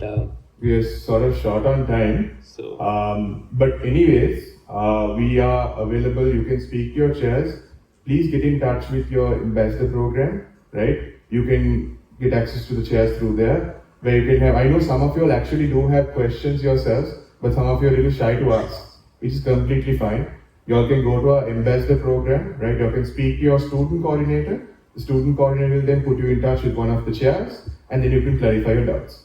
Okay. Also note that we have the practice debates as well coming. So while you all may have questions here, it's better to go to the actual thing and be part of it. Then you'll understand more, and then you have direct access that day as well. All right. Cool. All right. Thanks. Thank you, guys. We just move on to the other important part. So it's starting with the foreign policy statement, which I'll hand it to Varshan. Please make sure you all pay attention, as these two documents will be important. The working paper and foreign policy are going to be important for conference and practice debate. So make sure you all pay attention to it as much as possible. All right. Hi guys. So your favorite CP members back on stage. So. Foreign policy statement, right? How many of you have heard of this word before? Rough show of hands? Okay. How many of you have heard of the word position paper? Okay, that's pretty odd because I see some people raise it for FPS, but some didn't for position paper. They're essentially the same thing, just two different words. In Sri Lanka, we call it a foreign policy statement, in other countries too, but then it varies from country to country. So if you thought they were two different things, no, they're not, they're the same thing. So think of it like, okay, so remember how Dunmin talked about, he brought me and Sudhil up on stage, and then he described me as a very happy person, and he described Sudhil as an angry person, and then he said that's essentially what foreign policy is. Yeah? So foreign policy is basically one's character. So as you guys know, in conference, you all have a country, and this country, while they do want solutions, while the United Nations does want solutions, there's a specific way that your country wants the solutions to be done, right? So, okay, no, my security-related examples aren't going to work here, so I'm going to hold back on those. Foreign policy is essentially the way you see the world, right? The way you want to tackle problems. So, let's take terrorists. No, I don't want to take terrorists for one reason. There's a bit of controversy involved with two of the solutions. How about renewable resources? Okay, you find nuclear energy used in certain countries while they are condemned in other countries, right? Each of them have their own pros and cons. Yet some countries believe, like Singapore, they believe strongly that nuclear energy is the future of the world, and simultaneously you have certain states in the United States of America that believe that they're just going to harm the environment and they're polluting, etc., etc. Two different opinions of one solution, right? So that's essentially, in a nutshell, what foreign policy is. Your character, the persona that you have to adopt throughout committee for you to excel as a delegate inside of committee. So a foreign policy statement in that case would simply be an essay about yourself, right? It falls down into three questions, right? Do you think the topic is important, which is often the shortest answer that you have to give? Nothing very long, a simple sentence or two would do. And then, what has your country done in the past in relation to this topic? Okay, so That's essentially your history, your relationship with that particular topic. Your country definitely has one, because we pick a topic that we as chaps pick a topic that applies, that is very much applicable to most countries of the world. So you guys need to do your research on that. We'll get into research in a bit, but your history with the topic. And finally, the third question, the biggest chunk of your foreign policy statement, that is what your country plans to do in the future about it. So basically, what promises your countries make, your country's vision ultimately, right? How your country wants to resolve that particular problem. So this is essentially what a foreign policy statement is. So, okay, here we have the 3 questions up, all right? Now, the difference between other foreign policy statements and this year's foreign policy statement is that our word cap is 300 words. Yes, it's 300 words. So, we are used to seeing literal 1,200 word limited foreign policy statements and 750 words. This year it's only 300 words. So, that makes it very easy for US delegates to write it out. So, we do not want to see many extensions. Please submit it on time because we have to mark it as well. But this also means that you guys have to be to the point. Do not waste your words, all right?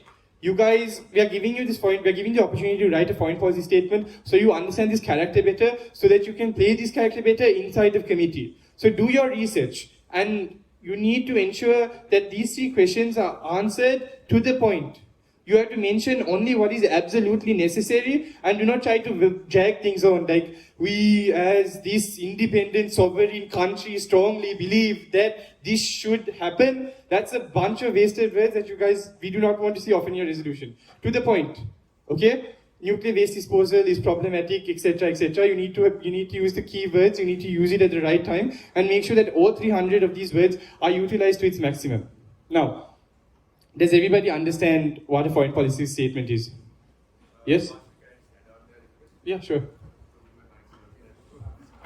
But yes, so some of you must be having questions as to why it's 300 words. I had a little bit of shockwaves like right throughout, right? But so the reason is, delegates, because you all have not only your foreign policy statement, but also your working paper, right? So it's 2 different documents you have to prepare before conference, right? So we understand it's hectic, right? And we want you to focus more on your working paper, right? Your foreign policy paper, right, your FPS, is for you to have an understanding, so that we as chairs know that you have an understanding of what your country's foreign policy is, right? Because one of the biggest mistakes that delegates make, noise delegates, right, and we've seen this all over, is they mix up foreign policy with personal opinions, right? For example, when it comes to representing their country, right? Let's take the delegation of North Korea, right? So as you might know, North Korea, right, is a country that is for nuclear weapons. Everyone knows that, right? Everyone knows about the whole North Korea nuclear situation, right? So now, when you represent North Korea's foreign policy, you have to be North Korean, technically, right? In the sense, you have to represent whatever they think, right? So now, even though we all know nuclear weapons is not a good thing, right? It should be disarmed, right? But in committee, when you represent foreign policy, right, you can't bring your personal opinion out of how nuclear weapons are bad and how you are against it. You have to bring out North Korea's policy, how North Korea is for nuclear weapons, right? So you're representing North Korea itself, right? There is a reason for it. Now I understand you must be thinking, okay, why do we have to bring it out if it's such a bad thing and things like that? The reason is, delegates, because that is how the UN works. It has everyone at the table, and that is how a lot of things have been solved today, right? So that is why, delegates, we want you to sort of have an idea of the FPS, right? How your foreign policy works, so we understand beforehand. Okay? That's what I wanted to add. Thank you. Thank you, Rehan. All right. So, is that understood? No questions whatsoever about your FPS. Do I see a question over there? Those 2. Can we get mics really quickly? Because we're running short of time. Okay. I have 2 questions. Okay. First one being that how will you apply the same structure for committees that have council member representation? Oh, something like the war cabinet, right? Okay, so we talked. So this is FPS, yeah, foreign policy violation statement. Sorry. So it's like I said, at its core, it's an essay about yourself. No matter what committee you're in, you're representing someone or something, right? Be it a nation or be it an individual, like you said, inside of a council. So if you are inside a council and you're representing a particular individual, like let's say you're in the presidential cabinet and you represent Joe Biden, okay? Joe Biden is not the United States of America. There's a check and balance mechanism in America with 3 bodies, but I'll get into that we'll get into all of that later.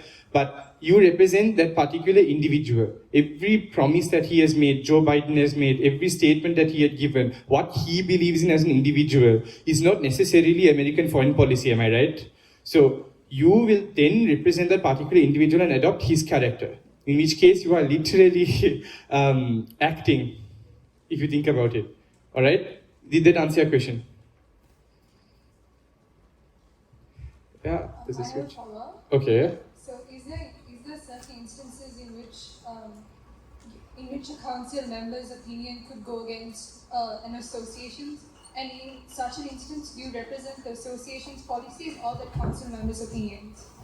So it's like this, yeah. There's a reason why that council member is part of the current association that you're in.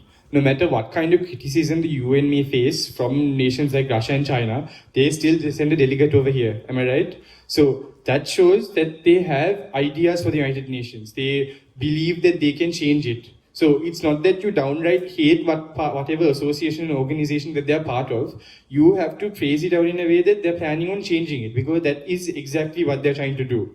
They're trying to reorganize it or restructure it to make it suit their needs as well. Okay? So that's the pitch that you should take. Is that understood?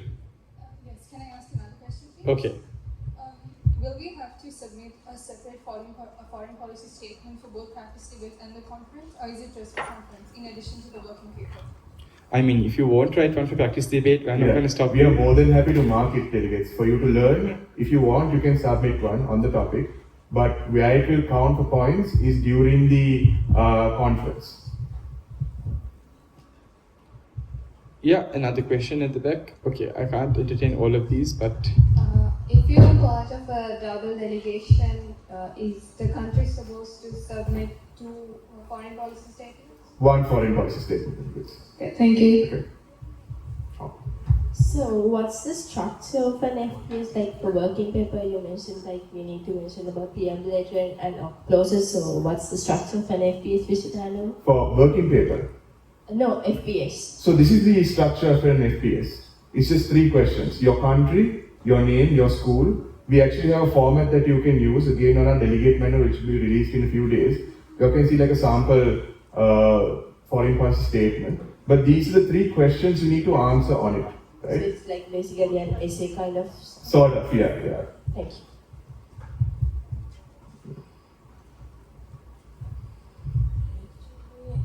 Can you please briefly explain the third point? I couldn't get. Okay, so what does the delegate's country plan to do about the topic, right? So, like I said, it's your country's vision, or if you're part of that council, that particular individual's vision. So, what it's projected to do, their plans for the future, right? Their goals, etc., etc. So, their ambition ultimately. You need to give evidence of what they're going to do, and using that evidence, they're going to have to point out what exactly you imply by doing this. Okay, so you have a method of, so like, let's take North Korea, right? They want to make sure that they have nuclear weapons. So they want to somehow get themselves into one of the P5, get permission to use nuclear weapons in accordance with the NPT. So they're going to mention how they do that using evidence in the 3rd question. Is that understood? Thank you. No problem. Okay. I think we'll answer one more question, yeah? And then, okay. Okay. Your Honor, so in case, since we have to submit an FPS and a working paper, will the FPS be discussed in committee? No, delegate. We will not be discussing FPS in committee. That is purely for your own reference and for chair's reference. So that you understand your foreign policy, and so do we. Yeah, so then will the working paper and the FPS be marked upon the head table? Yes, we will be marking. Delegate will mark it and Thank grade it, yeah. Think one, and then we'll, because we have to go into your committee introductions. Yes, there's a hand raised there.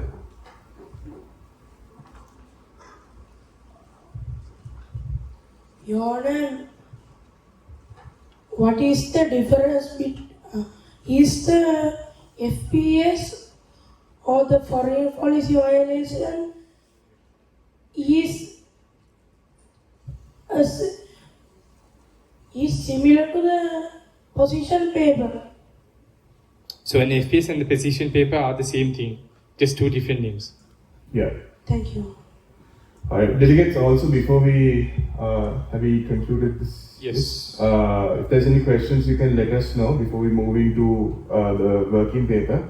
But I just want to sort of get into a point here. Now, while we have FPS and the working paper, I'm pretty sure there is also a lot of you who might think you all can just type it on ChatGPT and then a whole thing will pop up. A whole thing will pop up, right? It's completely fine.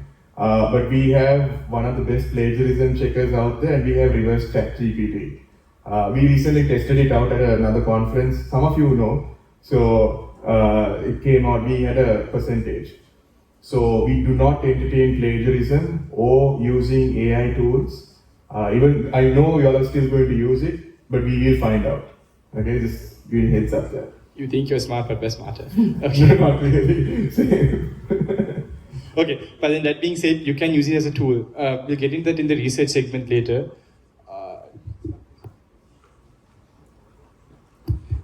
Now Danvin and Chaitya will take over. Working papers.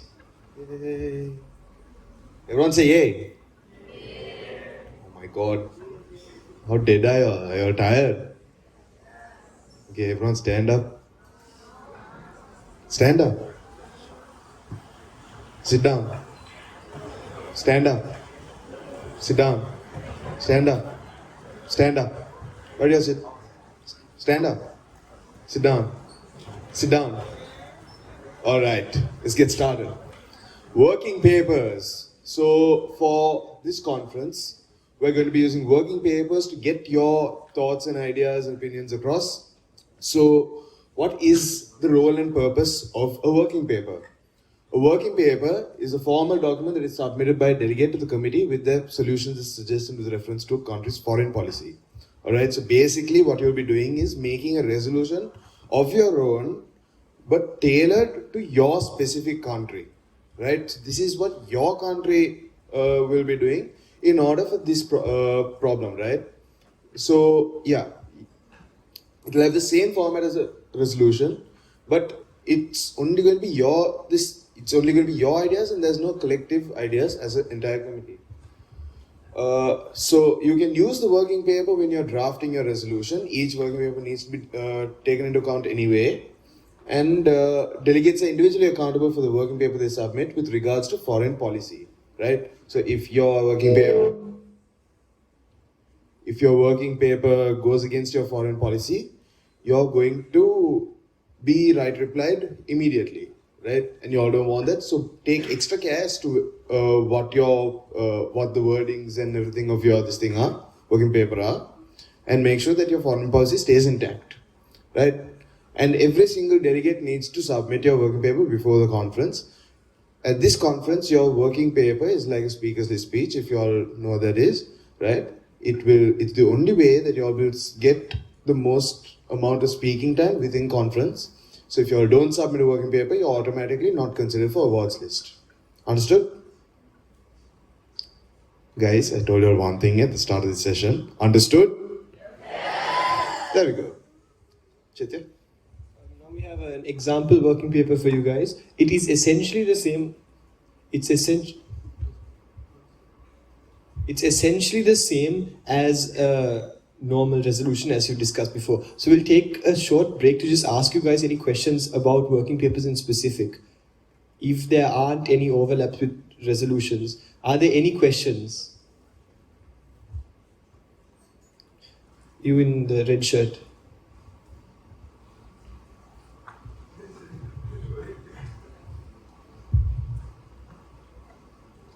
I know what the difference is between a working paper and a resolution? So essentially the structure and format is the same. However, a resolution is written during committee time, during unmoderated caucus topic, and written in a team of, which is essentially a block. Your working paper is written at home before the conference, before your PDs, alone if you are a single delegation. If you're in a double delegation, you'll be doing it with your assigned partner. However, you would write a working paper alone, and it represents exclusively your country's foreign policy. You do not have to take into consideration the needs and wants of other countries. It is essentially what you as a country want from debate, what you as a country are proposing to do. Because essentially this is a solution bank of your own country before. You must produce a working paper and a FPS. Yes, both. So could we introduce the same points in both the working paper and the FPS?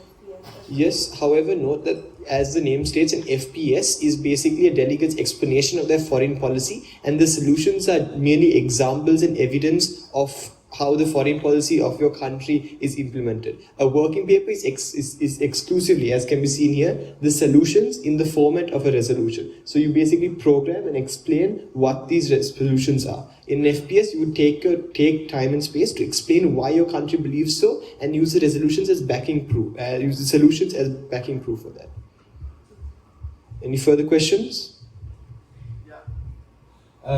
So much of the solutions we make in our working papers can actually also be added into our resolutions later on, right? Yes. However, we hope that as the course of debate goes, you use what other delegates have said, be diplomatic, and incorporate that into the solutions that you collectively come up with as a block. Okay. And is there a word count on the working paper? We will disclose that information shortly.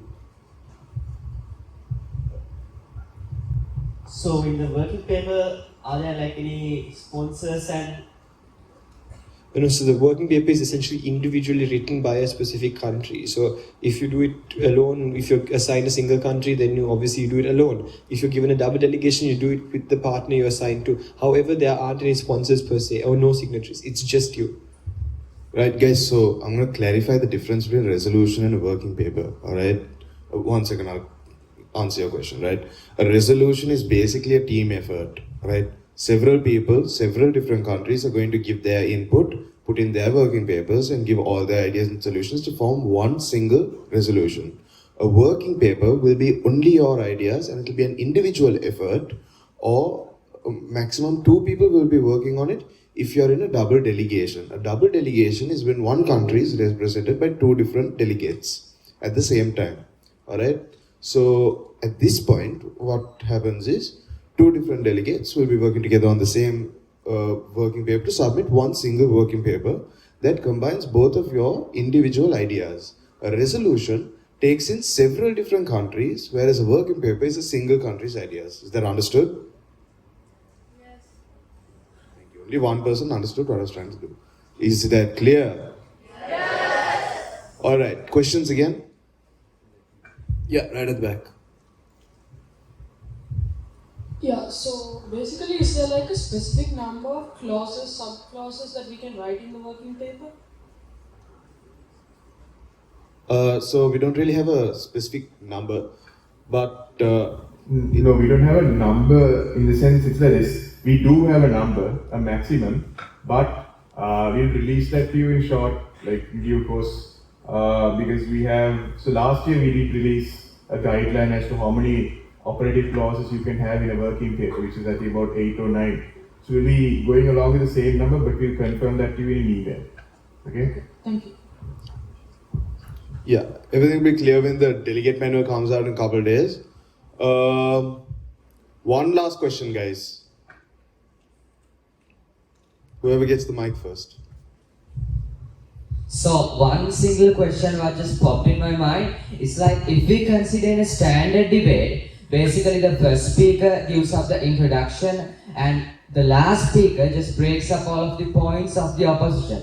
So just as that in a United Nations debate, like a conference, do we have some kind of assigned roles for each speaker according to the number of participants? No, Derek, you don't have that, but you have to basically, both of you have to represent the same delegation, right? If you're in a double delegation. But if you're a single delegate, you represent yourself. right? So I understand what you're saying. You're coming from a debating perspective, right? You're talking about the reply speech, role of the second, third, first speaker, right? Yes. In MUN, you debate for yourself, for your country only. So you assume that both delegates in a double delegation are the same person, and the way that they divide like speaking time among themselves and who discusses each point is up to them to decide, depending on context. Got it, thanks. So basically, whoever plays COD. Right. So basically, debating is like a 5v5, and MUN is a battle royale. That's a really good analogy there. That's basically what it is, yeah. So finally, just to wrap up, you need to make sure that you, again, as we said before, you follow your foreign policy to the T. So you make sure that every single operating clause within your working paper aligns with your foreign policy. If you don't, firstly, the chairs will notice that and mark you down. But secondly, during debate, other delegates would identify that you've made a lapse in your judgment and call it out in the form of a right to reply based on foreign policy violation, or if you made a factual error. And obviously that would result in you gaining less points. However, we recommend that you do make sure that your solutions at the end of the day are productive, novel, and applicable in the real world, because that is essentially what committees are looking for, productive solutions. And we hope that the entirety of debate is very, very solution oriented. And with that, I call on Pranesh and Sudhil to explain research. Okay, now time for research. Now this is the most important area. I can still see people are sleepy, but you have to get up right now because this is important. Without this, you can't do what we all discussed before, right? Without this, you're not going to end up doing nothing, right? So this is the most common thing everyone always asks: how to research and how are we going to find information? Well, me and Sudhil are here to talk to you as well, and Rehan again will jump in the middle if needed. All right, with that being said, we move on to the slide.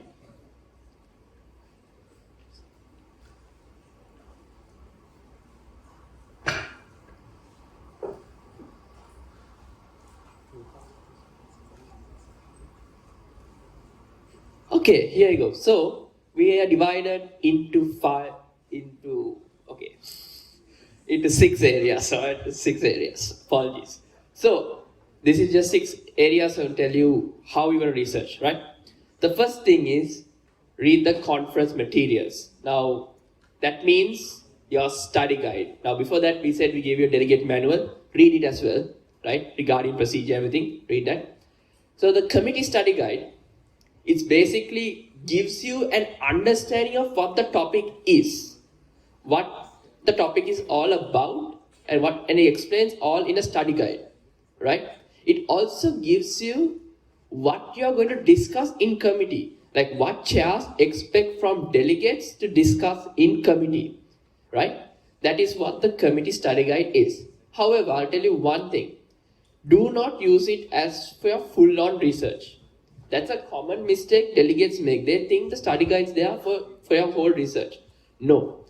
Delegates, just be aware, this is just to give you an understanding of what the topic is about. Some chairs will give you some links to go to this site and that site. That's just show you some examples, right? Make sure you all use those links as well. So that's very useful. So chairs are also helping you all by spoon feeding you all some links, some research for you all as well. But make sure you have to do your own as well, as mentioned. Alright? Next up, how the UN works. You basically, that we have something called a UN Charter. I know when you're going to go home and search, you're going to get a big book. We are not going to tell you to read the whole thing, right? We're not going to tell you to research and, read about how the UN is going to work. No, what we're basically telling you here is just look at how UN resolutions are done. How the UN works, how they operate in different countries. That is what we're going to tell you how UN works means. And then conduct research about your country. What we are telling about your countries, I recommend, when I was doing it, we do it like this. First, research about some geographical features. Now, what I mean geographical features means about a little bit just get to know about your country. You might get a country that you've never heard of. No. Okay. Alright, so now I'll give you an example. Now, obviously you are going to know about Sri Lanka and everything, but if you get something, you can get a country you not know. Let's say Germany. You can find the capital of Germany, right? The population, the currency, who's their president, or in the sense chancellor, alright, or who's governing their country. That is what we want you to know, right? We don't want you to go the whole of the entire length of of your country and all those stuff. No, it's just a little bit. And then research on the problem of your country. What are the problems that they have occurred and they encountered based on your topic, right? If you take climate change,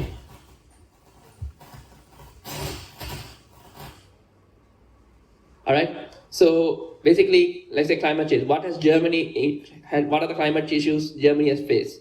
And what are the solutions that Germany as a country has brought up? That is what we meant by research about your country. All right. So delegates, moving to the next part, conducting research on your committee topic. So most of this information you need about the committee is put in the study guide by the chairs. So all you have to do is reference your study guide and just build up on the knowledge that the study guide gives you. So when you're researching about your committee topics, for example, if you take UNICEF, so you have certain work that has been done under the committee in UNICEF since the beginning. So research about UNICEF and read about the relevance of the topic and the committee. How has this topic been discussed in the UNICEF in the UN? Not as a model UN conference, but has this topic been discussed earlier in the UN at a certain point? And are there any documents regarding this topic that has been produced by UNICEF? So that is one way you can actually gain more knowledge on the matter of the committee and how it relates to this topic. So next, conduct research about a country's position on your committee's topics. So each of you will be assigned a delegation, right? So your delegation will have certain policies and certain matters and certain past history, timeline on this topic.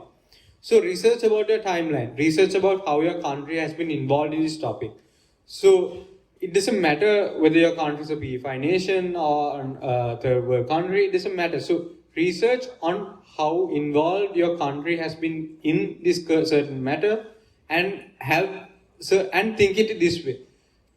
Have your own way of thinking how it would play out in the conference. So imagine when you're researching, imagine what were the problems. So if there's a controversial thing with your country and a certain problem in the top, so research how you would defend your country if a certain delegate has to ask you a POI. Think in a certain perspectives of other delegates too. So think if a POI was directed at you about this certain topic, how you would defend it. Find information on how you would justify what your country had done. Just in case, imagine if there is no justification that has been given on the internet or any research you provide. So find ways, find certain related points and build up your own justification just in case when it comes to conference, you won't get stuck or you won't be just scrambling out looking for answers. Or so this is certain situations where certain delegates could not find answers. So try to avoid that as much as possible. And then moving on, conduct research about other major countries' positions on your committee's topics.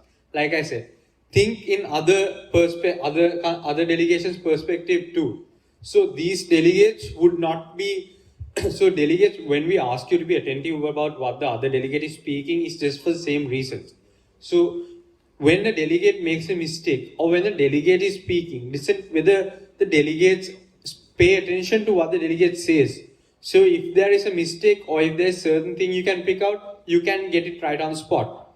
So when it comes to other delegations, so do your own research on other delegations too, not just on your own country. So imagine you're France, but don't just research about France in your committee. Research about USA and what they have done regarding the topic and how they relate to the topic. If there's any controversial matters, remember to keep them noted so that when these matters do come up, you could pose a question. Also guys, one thing I'll tell you guys, that's a common mistake most delegates make, especially in officers. What they do is they research on their own country itself. That's it. They don't want to research on other countries. That's why we see a lot of delegates being quiet in committee. It's because they don't research on other countries' problems or solutions.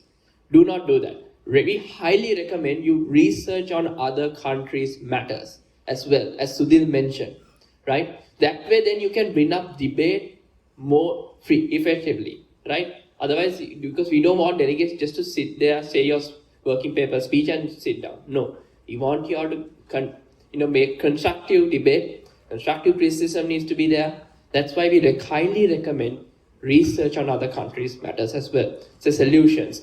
Other organizations like even NATO or even UNICEF or even any other organizations, even research on them. What have they done as well?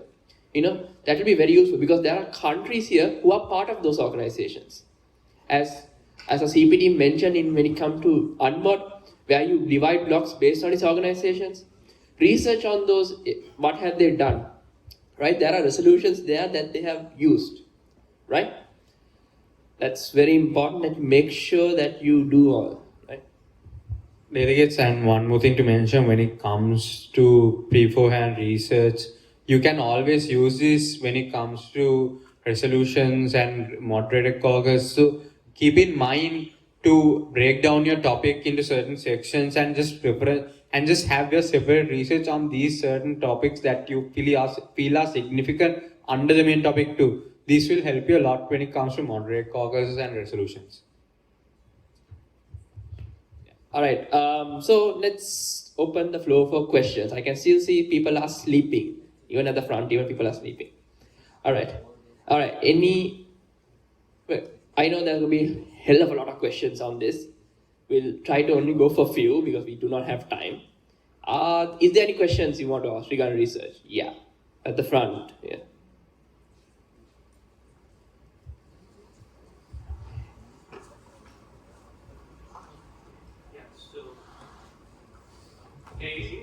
So basically, regarding the second point of discussion we used on the PowerPoint.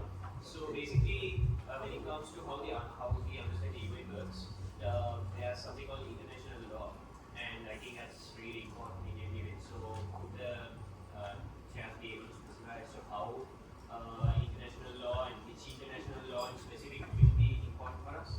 Yeah, so when it comes to international law, guys, as I mentioned, there are different organizations around the world like NATO, right? You have UNODC as such, and you have Amnesty International. They create all these resolutions, they investigate on these countries, they create certain laws, right? Even like declarations like the UDHR, ICCPR, these are declarations that countries pass and added to their constitutions. So those are technically kind of international laws as well. So when you all are research on these as well, right? Also important, also try to research a little bit on your constitution, country. Like what does your country stand for, right? That's also important because as foreign policies are key. International law also has similarity when it comes to foreign policy, right? Because you have different areas where countries support or go against, right? So that's kind of how international law basically moves on. Is your question clear? Yeah, one more. Yes. So now we know that the UN Charter is like important and essential in UN and in UN itself. So supposedly, let's say that a delegate violates the UN Charter, one of the articles in the UN Charter. In that situation, what is the action taken by the chairs? So on part of the chairs, we mark it on our point system accordingly. But it's up to the delegate and the committee to decide what exactly to do in the situation, how debate goes. But it's like this. Don't bring content that's vague and try to, because what happens there is you're trying to bring up a foreign policy violation. We are strictly against blame games and things like that. Go for the solutions. If there's something where you can improve the UN Charter, bring that up. Instead of focusing on, look, he said something against the UN Charter, let me debate against him. So focus on the solutions. Thank you. We'll open for one more question. Yeah.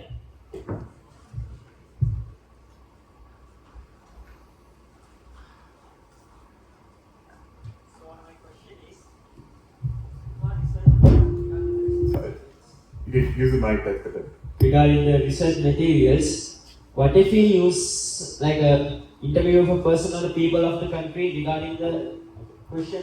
1 second. So, interview in a sense, like you get a voice that way from the government of like a particular country. Yeah, like people. I mean, that's a stretch, right? That's a very big stretch because you can easily find it without going to that effort. But again, SLMUN in that case, right, in that specific situation, we only accept government officials from that particular country. But do not go to that level because it's unnecessary. Because at the end of the day, it's a hassle. You can refocus that time on finding more information rather than getting interviews and things like that. Unless you're ITC. And it's important to note that during committee, if you can produce research, we expect them to be credible sources when you're presenting them to the chairs, like Rehan said earlier. It should be, if it is a statement, it should be a government official. Or rather, if it's a press release or something, we expect that you do not reference to Wikipedia or any sources like that, but rather a credible source that the international society accepts. Was your question clear, or you have another one? Yeah. So if you need to prove that interview, like, can't we show the video to you? Video in the sense, are you getting that video? Are you like, is it pre-recorded? Let's say a government official of a particular country, he says something that you need as proof in an interview with CNN or like with another journalist. Are you talking about a already pre-recorded video? Or are you talking about you going to that person and obtaining a video? A pre-recorded one. That is available depending on which source it is again, right? That's honestly a situation we do consider it. Right, but we can't really say right now because we don't know what it is since it's on a video, whether it's credible or not. So that depends on on-site examination which we do when it comes to analyzing the source. Alright. Also, when it comes to sources, guys, so one question I think one person would have asked regarding news. So when it comes to news, guys, you have to be very careful because there are countries which have their country-oriented news agencies, like BBC, for example, is for British, Al Jazeera for the Middle East, CNN is for US, right? So they are country-oriented, right? They are country-based agencies, so they would have a biasness towards their own countries, right? So if you are looking for neutral perspectives of agencies, I would recommend like The Guardian, right? Or even in YouTube channels like Vox, Vice, they cover they go on a neutral perspective of around the world, right? Use those as examples. But be very careful once again, depending on that, because when you write a news article, there's a certain narrative that you go with, right? So don't look at the narrative as evidence. Look at what they've quoted, what the situation is. Try to refer to more official documentation like bills of law, gazettes, speeches of government officials, media departments. Even politicians, you can't exactly consider it, right? Because you have government politicians and then you have opposing politicians, right? So if you're at the end of the day, guys, you're representing the government of that country. So when you represent the other side, the opposing side, it doesn't make sense. Okay? Yeah. When it comes to Wikipedia, we recommend do not use it thoroughly for your research, right?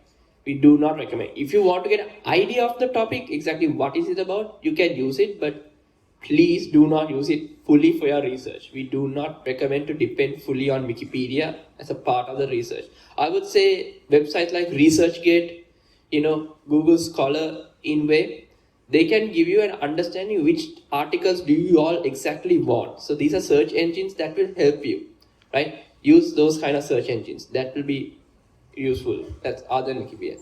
Also, we want to emphasize one more on ChatGPT and AI tools, right? It's like this. Again, like Wikipedia, if you want to get an understanding of the topic only, use the AI tool. It's fine. But do not use it for your research, right? This is just to get you an understanding on what it is. Yeah. Some of you guys, we know you just copy paste it, right? So we can see the source code already. It's very obvious. and we have plagiarism checkers and stuff like I mentioned before. And we also test it out, and we actually caught few delegates in past conferences using it, right? We actually caught it using ChatGPT. So do not use that, because if you use it, guys, it not only shames you, it shames the school as well, because you all are cheating. You caught cheating, you know. We do not recommend. Yeah. So I think with that, we're out of time for the research segment. Again, if you all have any questions, you all can contact the chairs through the investor program, or reach out to your faculty advisor, who will also be able to talk to us. Yeah, we're done with this. Thank you, guys. All right.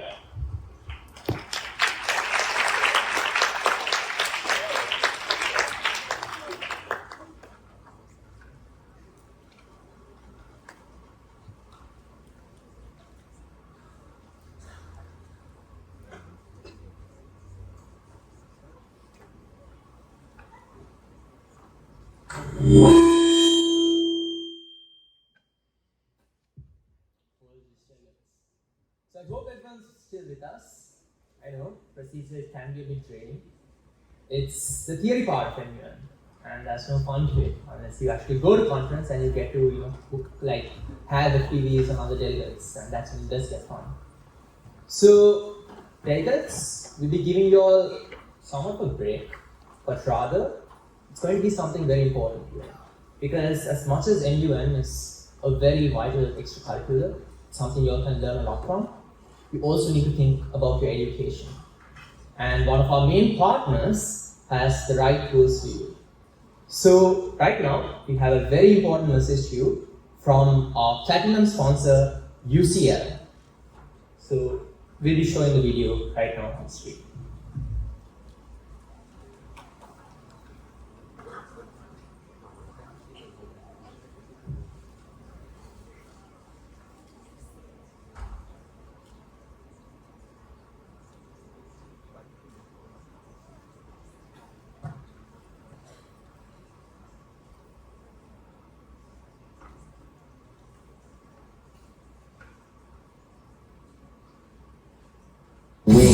To reach higher, go further, laugh louder, and launch yourself with the right side into an extraordinary future which will take you places.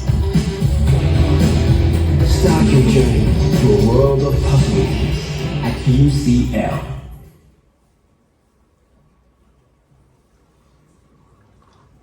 If you do want to reach out to UCL with regard to any information, clarifications you have, you can do so after the workshop, and you can contact us with regard to that as well. Okay, obligations aside, now a fun part that we have organized for you today is, apart from all these faces you saw again and again for like the past 2 hours, must be fed up of them, we have a fresh line up of faces right there, your shares. So I'm sure all of you are very excited to meet them.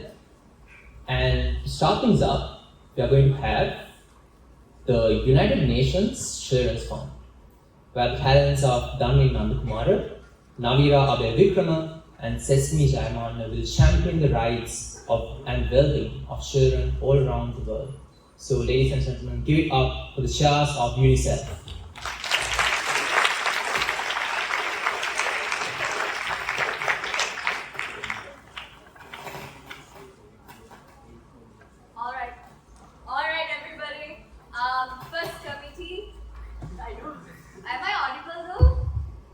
Oh, nice. Okay. So, first committee of today's workshop. How excited are you guys right now to discuss a committee that actually concerns about your rights? How excited are you guys right now? Okay, that's disappointing.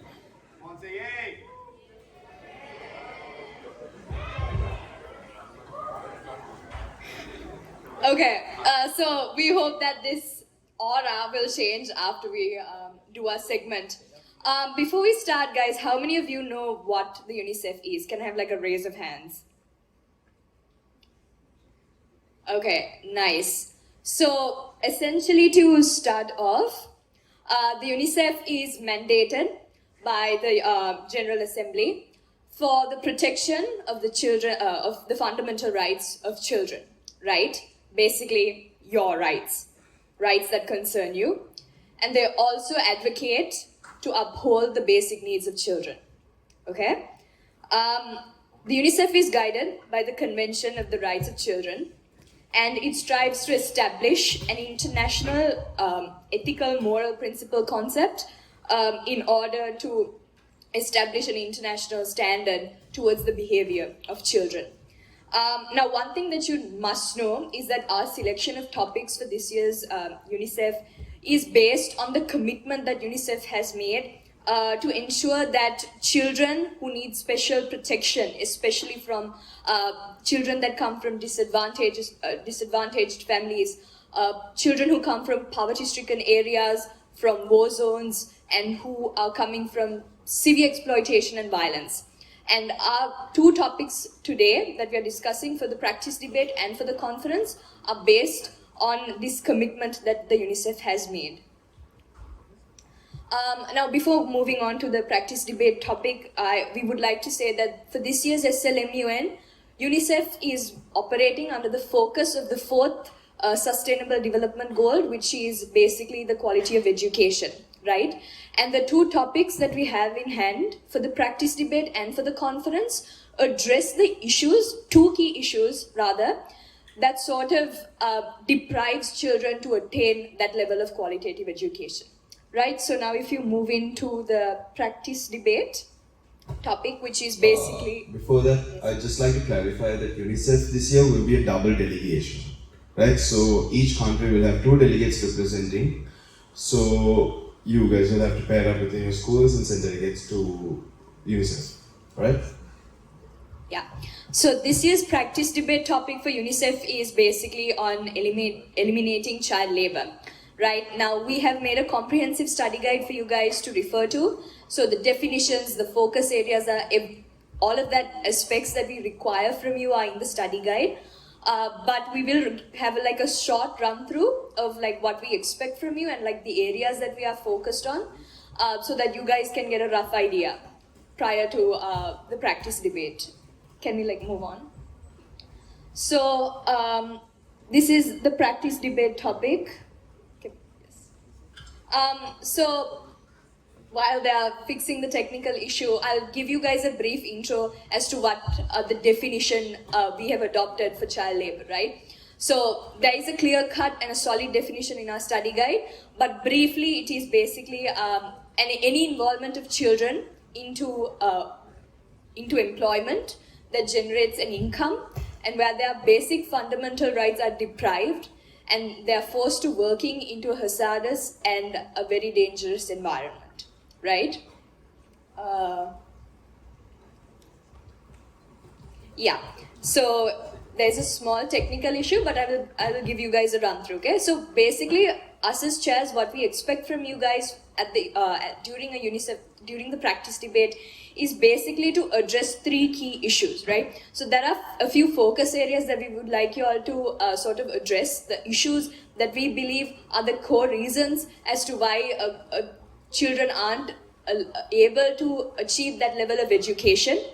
And we expect you to understand why certain children need to work hard. For example, you and I, we do not go into a mine to dig up gems and jewels to fund for our families, right? So what we expect from you during the practice debate is to understand why certain children need to work hard in order to fund for their families, right? And the second point is the harmful long-term effects it will have on the children, right? Basically the harmful effects of children being deprived of education and being forced into child labor, and what the long-term effects of that would be to the particular children, to society, and to the country and to the world as a whole, right? And as our last point, we also wish to address how eliminating child labor or addressing this issue of child labor would actually help us improve sustainability in the long term, right? I know we are like running through this super fast, but understand that these are like key issues that actually govern the world today, and what we really believe is that by joining the UNICEF, you will be a part of advocating and addressing the rights and advocating for the rights of these children who have been deprived of them, right? So, Dhanmin, I think you can move on to discuss about the conference topic. All right. So UNICEF has said.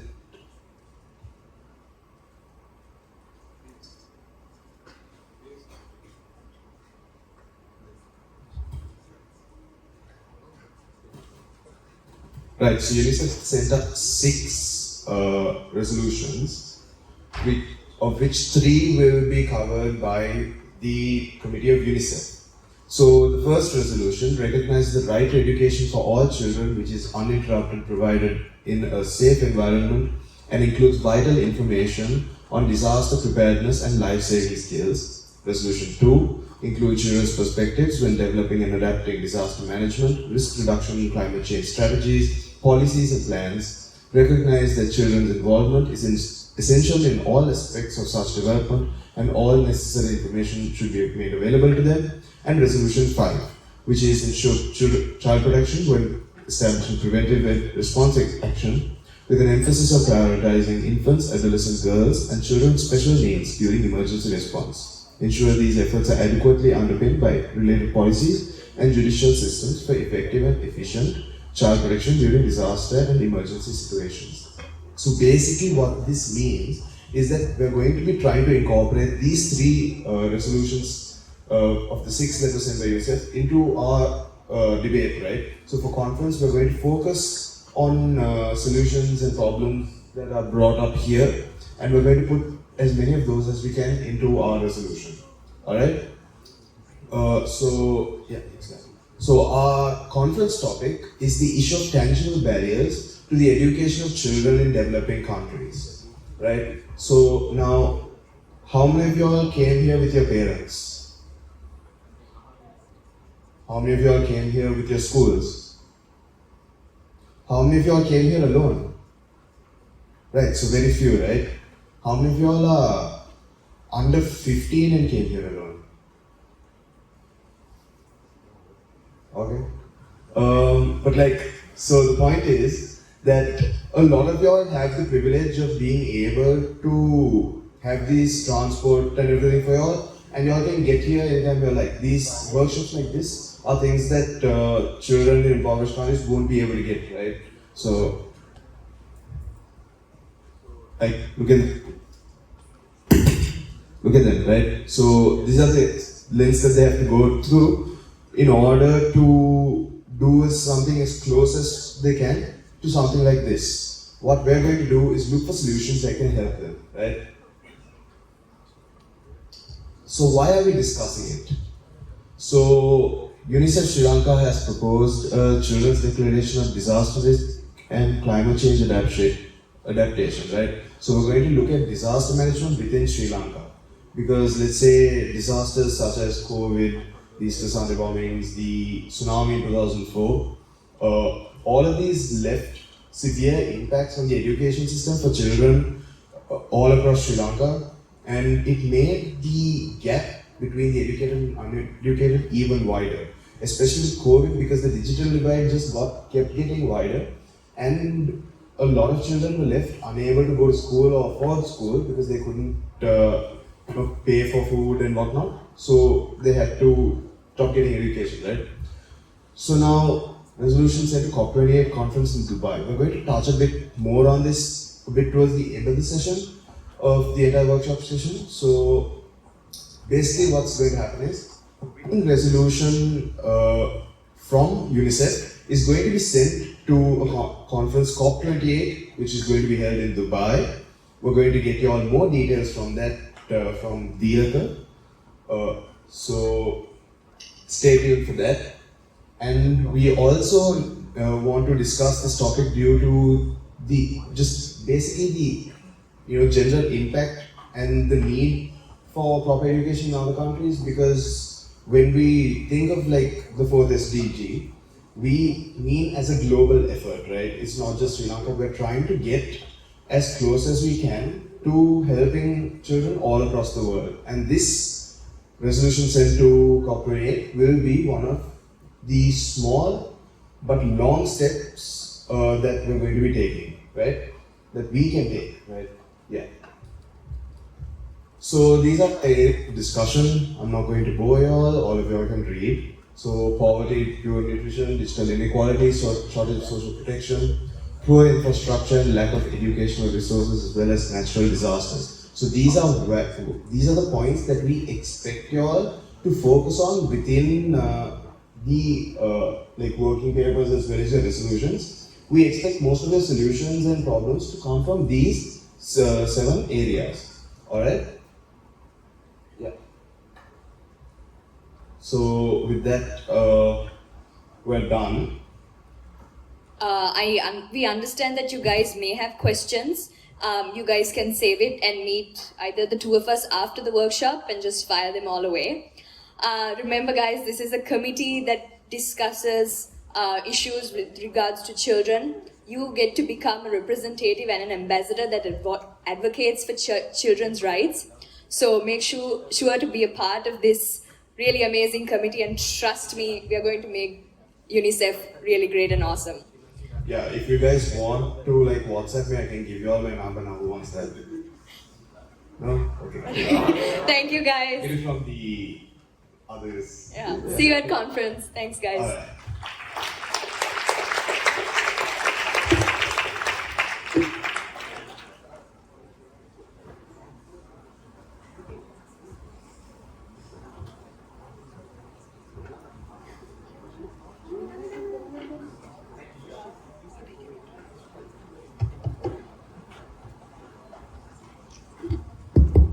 Thank you, Shaz. Alright, so here an exco, inside your viewer. Rehan has a saying first, a rule that there's no funny business in the SLMUN exco. Our next committee is much like that, and that is the United Nations Convention Against Corruption. So now I'd like to call upon the stage Divyan Triampakan, Mahita Disanayaka, and Nishka Vivekanandan, who are in their fight against corruption and to ensure a just world. Please give them a round of applause.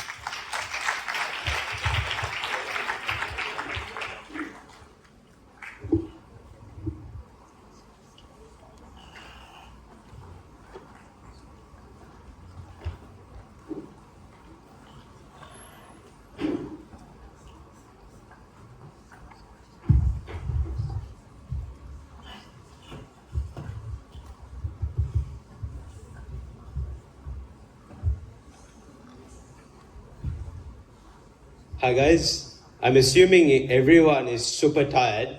So if you're super tired, I understand. So we're going to keep this really short and we're going to try to get to the point as fast as possible. Okay, UNCSC. It deals with corruption. Everyone here knows about corruption a bit too much, I guess. Living in the last 3 years in Sri Lanka has made us realize that, and all the experiences we had. I don't think we need to tell you why that's a very big issue in our country. The UNCSC aims to deal with corruption at its core. So the committee will be triggered and wired towards dealing with this one key objective. And there are multiple ways we'll be trying to achieve this, and that will be the purpose of the UNCSC. And the UNCSC is basically the United Nations Convention on Corruption. It is a subsidy of the UNODC. So it's a very specialized committee in that sense. And there'll be delegates who are geared towards dealing with this specific issue and dealing with multiple elements and a multidisciplinary approach towards dealing with this issue. That's the key of the UNCSC.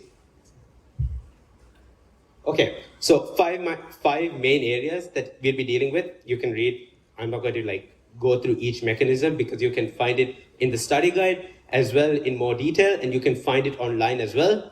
Each of these are very specific. They deal with different ideas in great depth. And the purpose of all of this, again, to deal with corruption and with the greater goal, with focus on developing nations, because that's the most relevant topic right now, as well as other pertinent issues like financing of terrorism and whatnot. Okay, so the UNCSC can still have important mechanisms that come into play. So you can deal with it on a simplistic level. You can say there are simple solutions to approaching corruption, building regulatory bodies to surveil it. But the UNCSC basically goes a step further and adds technical protocols that countries can follow. It sets guidelines, if you will, and delegates who are interested and willing to research and take that step further to identify how international law can be translated to domestic law and how both could be harmonized, can work together. That's the goal of the UNCSC. It's in that sense appreciates delegates with a broader sense of research, and also appreciates delegates to dig further and identify different areas of research, whilst is still inviting to novice delegates and delegates who want to still dip their shoes into MUN and understand how to just have a chance to speak, and because it's a topic that everyone here resonates with. So these are the long-term and short-term methodologies of the UNCSC and how they can approach things. So if I were to go into technicalities, it would be Article 63, Paragraph 7. I can go on quoting details, but that's not the core of it. So you have to identify the core principles behind the UNCSC and how it can achieve its goals, and then render what is best for the committee from there on. Hi, so I'll be talking about the practice debate topic. So the topic reads countering money laundering and terrorist financing. So to start off, the topic centers around an extremely prominent issue that we all know about, which is terrorism, but we want to focus on a different aspect of it, which is terrorist financing, and the ways in which terrorist groups obtain funds and the resources to continue the activities that they are doing. So the terrorist financing, money laundering, and corruption plays a key role, where often if terrorist financial flows are traced, it leads to corrupt and illicitly obtained money. So money laundering is the way in which these funds are made invisible and untraceable. And so that's why we thought that the interlinking of these two issues are extremely important, and it's not something that's often spoken about. So money laundering as a process typically adversely impacts developing nations at worst, where corrupt politicians and individuals often utilize share companies to divert funds. But what we wanted to do with this topic is discuss how it not only robs citizens of their rightful wealth, but it's used to encourage and further violent and extremist agendas that we see in today's world. So this topic really asks delegates to be novel and innovative with the solutions that you have proposed, because the UNCSC on its own, in its current form, is not a strong enough piece of legislation to battle both of these issues. So what we want to see is how this convention can be utilized and made to be an effective tool to solve both of these issues that we think are extremely pressing and important.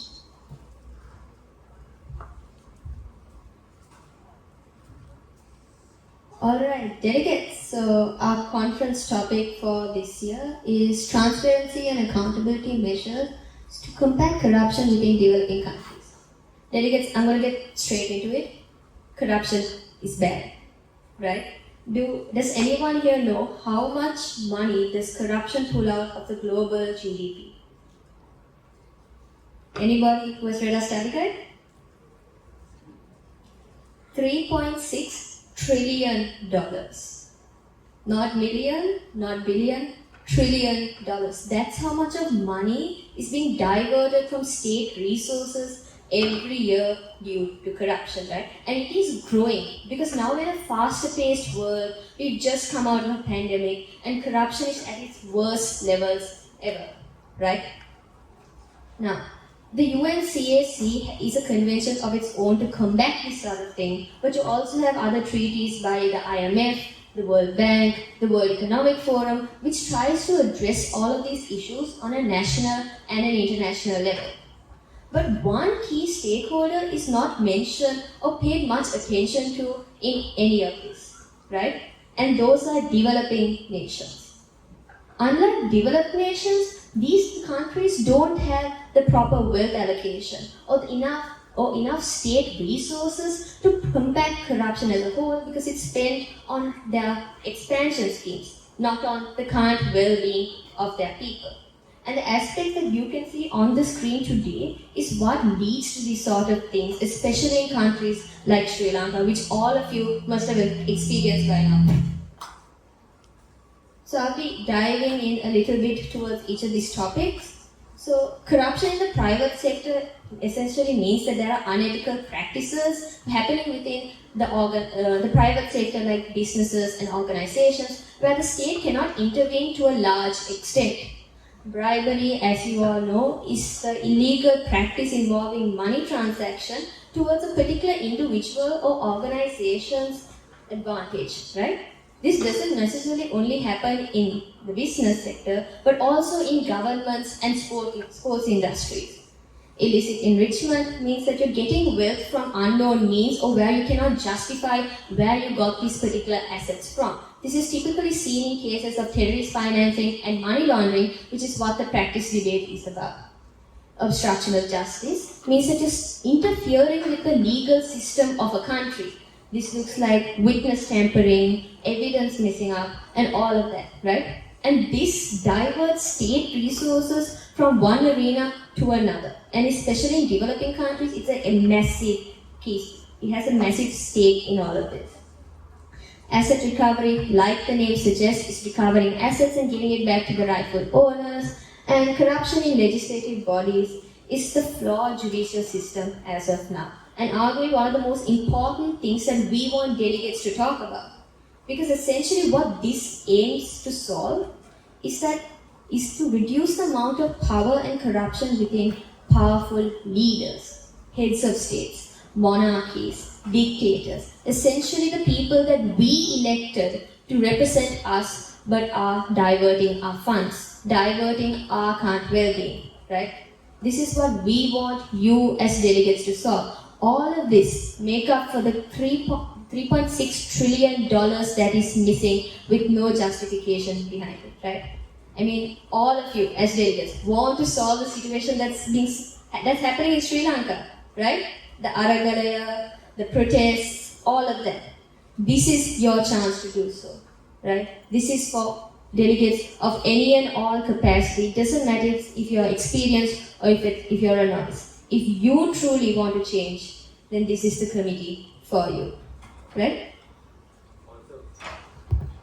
Also, we'll be inviting delegates to take part in this. You can meet us backside to if you want to arrange awards and stuff like that. We'll be dealing with that as well. So thank you, delegates.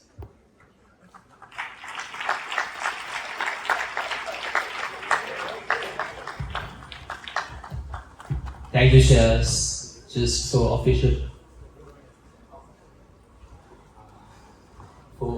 purposes, SLMUN does not in any form advocate for bribery or giving funds to shares friends words. Deacon is not with us. Okay, right. So there you go. Next up. Now these are some new committees that you might not be very familiar with. But next up we have an all-time favorite that many of you might be eyeing to join, and that is the World Health Organization. This time with a double delegation as a special aspect to it. So I would like to call upon Chaitya Karunasena, Mitesh Shankar and Nemindi Mantri Vikarana as they'll be tackling growing questions on medical ethics and humanitarian crisis. Please welcome them on the stage.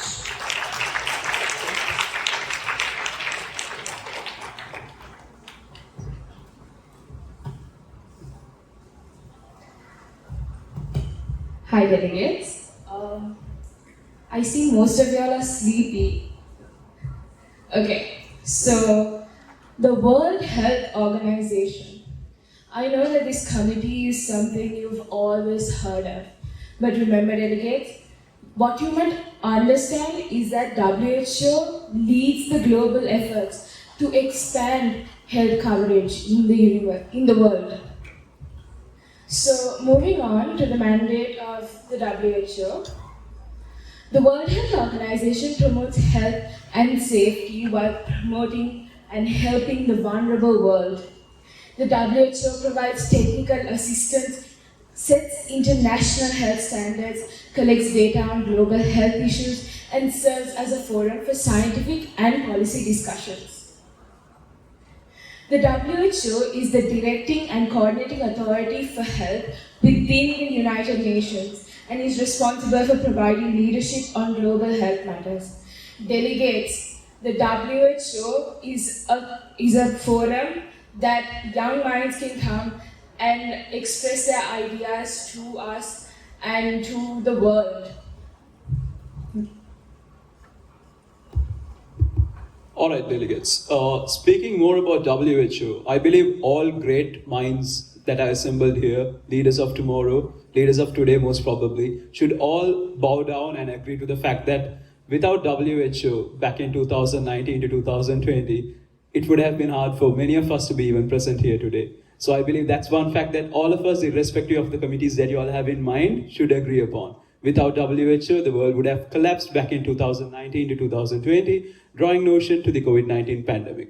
So while we appreciate the governmental efforts and the excellent leaderships provided by the World Health Organization during COVID-19 pandemic and such, what is important to concern is how World Health Organization is mandated around. It is all about innovation, fascination towards science, critical thinking, and deep analytical knowledge about the current world health issues.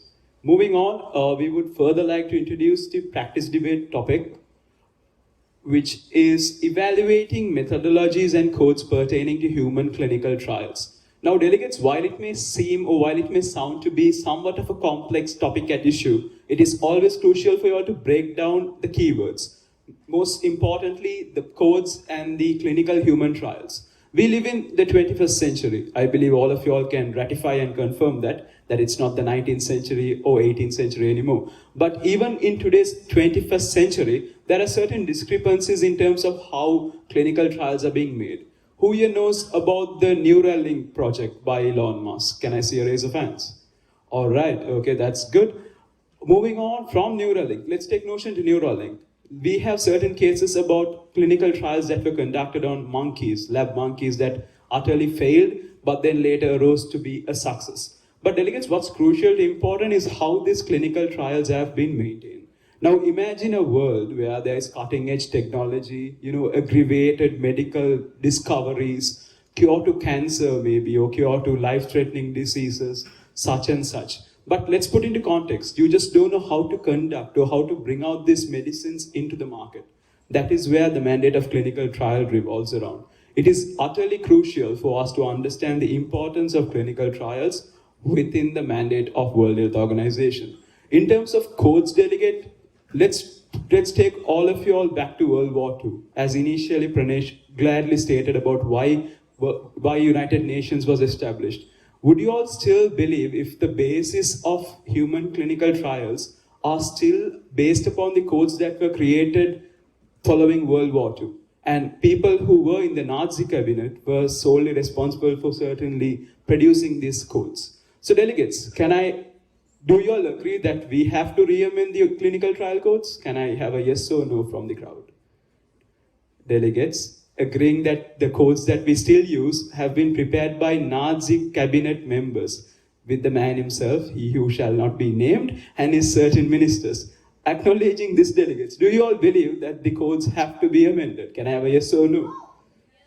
I heard a no, but I'll just forget that I heard a no. But yes, delegates, we certainly have to. So bringing emphasis to codes, always remember to research about the Nuremberg Code. All of these details have been deeply elaborated in our study guide that we have provided. So further notion to what we are trying to do here is, delegate, we need critical thinking knowledge within our committee. Remember, it's a double delegation. You are not just one person, but two people with the same brain and same mind. We need critical thinking, analytical knowledge, and greater responsibility in terms of contributing what you are trying to say to the committee. So getting on with it, WHO is not a committee that is quiet in a general perspective, because remember, World Health Organization, as Nemindi stated, is a forum for innovation. We as Head Table are on the lookout for delegates who are fascinated in the world of science, fascinated with innovation, critical thinking, adaptability, crucial and critical knowledge in terms of health science. And as a biomedical undergraduate, it gives me immense pleasure to chair over you all and possibly guide you all in the direction that we need. So moving on, I'll now let Chaitya take over to brief you all a bit about the conference topic.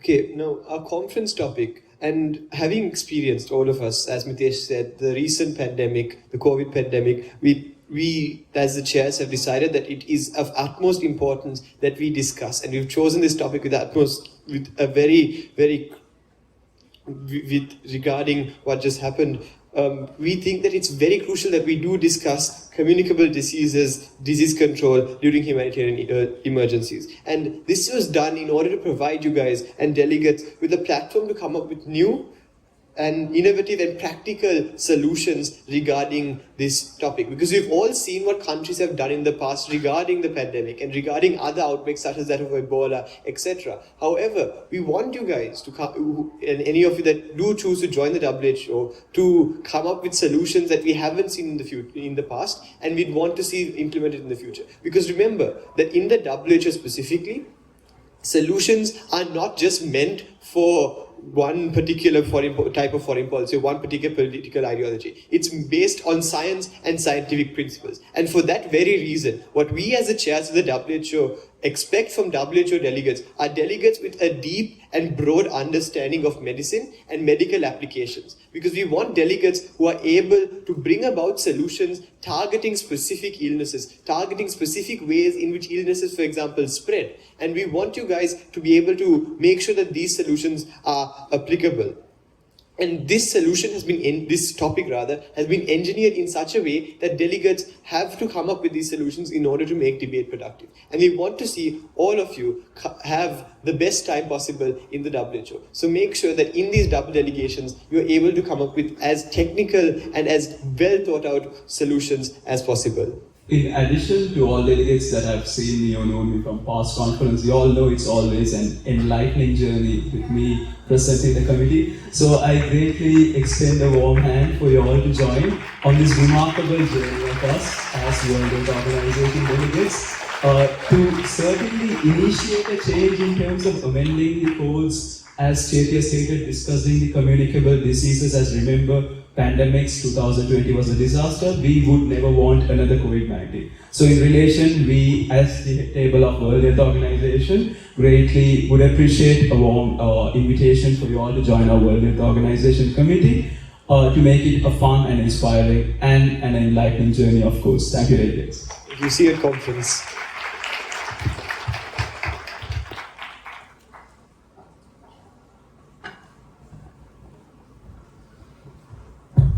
Thank you, Charles, for that very comprehensive pitch. So, next up, we have the International Atomic Energy Agency, once again a very new committee to SLMUN. And this will be guided by the expertise of Sudhir Amaritunga, Gesit Abba, and Savisha Hettiarachchi. They lead you through the complexities of managing nuclear energy and striking the balance between non-proliferation and nuclear innovation. Please welcome them on the stage.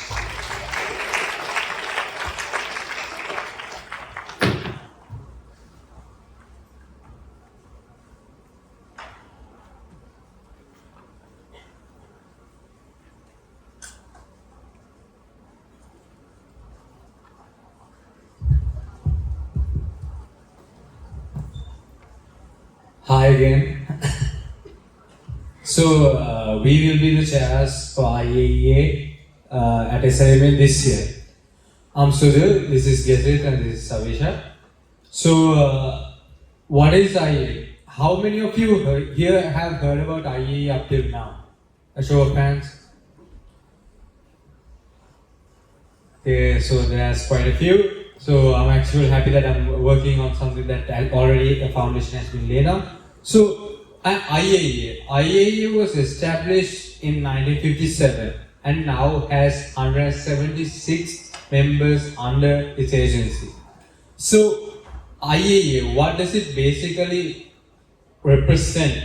So what we have to understand is that the ever-present threat of atomic energy. Atomic energy has two ways to use. So it always, the ever-present threat that it could be used for military and illegal purposes, and how it could be used to improve the life and living of every single person on this world. So atomic energy has certain pros and cons to it, if you will. So IAEA has its own operational mandate. So for those who don't know much about this committee, I will list you what basically would I will list you what basically would be under the operations of the committee itself. So, for example, the committee has within its power to promote the use of atomic energy to useful purposes, to act as a mediator, to organize aid and collaboration between two countries. So you can see the committee, the agency itself acts as a mediator to have collaborations between two nations, two or more parties involved. So furthermore, to develop applications of atomic energy for peaceful purposes. So right now, there's a limited amount of countries with the technology to use these resources to. So, for an example, certain countries with current power plants that have the facilities and manpower, personnel to actually provide certain things such as generating electricity using atomic energy. So what the IAEA aims to do is to make it global and to encourage collaboration between countries to make these resources available for every country. Furthermore, if a certain power plant or the committee agents have released power, if a certain power plant or if a certain equipment has been deemed unsatisfactory, the agency has within its power to enable and to maintain or to develop these facilities in itself. And furthermore, this agency has also the power to take control of certain facilities and personnel under its request when required to. So without further ado, I'll move into this committee this year's practice debate topic, which will be taken over by Salisha.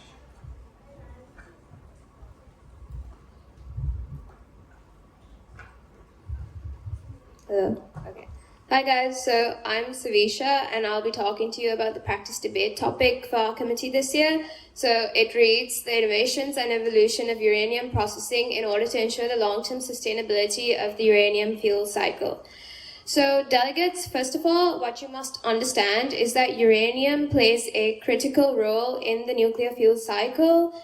And before we get started, can I know how many of you here do like biochem, physics, or any sort of science for your... Okay, so that's quite a lot of people. Yeah, okay, so basically what uranium as a whole is that it's a naturally occurring element which is found in various parts of the world, and it's used as a fuel in nuclear reactors to generate electricity. And if you do like chemistry, I'm sure you know that uranium is found in the periodic table as well. So that's what this entire topic will be based around, so how uranium is used in the nuclear fuel cycle. Okay, next slide. Okay, delegates. So first of all, you must understand that there are 5 different steps in the nuclear fuel cycle, and it is essential that each and every one of you know about these steps thoroughly and how it works, because at the end of the day, for this practice debate topic, what you'll need to do is you're going to have to research on each of these steps and find out new methods on how you can enhance these steps in order to work towards sustainability, because that is the practice debate topic at the end of the day. So you will need to research each and every one of these steps, and if you read our study guide, there will be more information on that, so I will not be getting too much into these steps. Okay, so these are a few key points that you need to consider with regards to the practice debate topic. So first of all, we have the availability of uranium. So when you look at that, it's technically you have to research where uranium is found, which countries, where is it most abundant, and like are the reserves running out or is it stable? Because at the end of the day, you need uranium for the nuclear fuel cycle. So you'll have to research on that, and then you'll have to look into the cost effectiveness of the entire process. Because sometimes, like for the nuclear fuel cycle, when you use uranium, it has a very high initial capital in order to construct these nuclear facilities. So you'll have to look at that because it plays a major role with regards to sustainability of the cycle. And last but not least, you'll have to do your own research and look at different techniques and methods. For example, that picture there, it's an example of the atomic vapor laser isotope separation technique. So I know it sounds a bit complicated, but trust me, delegates, it's very interesting. And I think the IAEA, it's not like any of the previous committees that just went up on stage now. It's more sort of on the scientific side, but it focuses on like nuclear energy. And trust me, delegates, it's very interesting because nuclear energy can be used in like medicine and all of that. And it's just a very interesting topic that is unique and different. So, yeah. All right, hi guys, I'm Gezet, and I'll be talking about the conference topic with you guys, which reads the effectiveness of IAEA safety standards under situations of armed conflict. Right, getting into the safety standards. One of the core functions of the IAEA is to develop and implement safety standards so that there aren't any accidents or failures within nuclear facilities, right? And next. And these safety standards are published under these three categories, which are fundamentals, requirements, and guidance. And moving on. These are the 7 pillars of nuclear security and safety. How many of you know about the Chernobyl incident or the Fukushima incident? Raise of hands. Yeah? It cost thousands of lives and millions of dollars, right? And how many of you have been following the Russian invasion of Ukraine? Yeah? Right. So these are the 7 pillars of nuclear security and safety that must be upheld in order to avoid accidents and failures in such nuclear facilities. During the Russian invasion of Ukraine, Ukrainian power plants have been under threat from shelling and power loss. And each of these 7 pillars of nuclear security and safety have been compromised, which makes the discussion of this topic during this time really important. And these are the 4 key talking points that we expect the delegates to research on so that we can have meaningful debate within committee. And delegates also, you have to realize when discussing this topic, you have to realize it's the IAEA, and you will have to come up with solutions which are comprehensive and technical and less of political solutions. Research is key. Read up on agreements and on nuclear safety and make use of the study guide. Thank you. Delegates, so to summarize, the IAEA is a very technical and very intriguing committee as a whole. So when it comes to the committee, we expect delegates to be technical and to explore certain new mechanisms to come up with solutions. These problems or some problems have been there for a long time. The solution has not been provided. And I believe that the people here, I believe everyone here understands how much of an impact the current situation, how relevant this topic is to the current world peace with the Russian-Ukraine war going on, So we have to understand how relevant this is, and a solution you could come up with could have not been discussed in the world society as yet. So we expect you to think in a new manner, bring out new ideas, and be very solution-based when it comes to a committee as a whole. Thank you.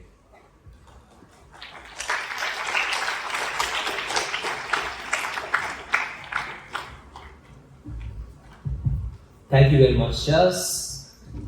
For those passionate about the environment and Michael Jackson's The Earth Song, we have a committee just for you.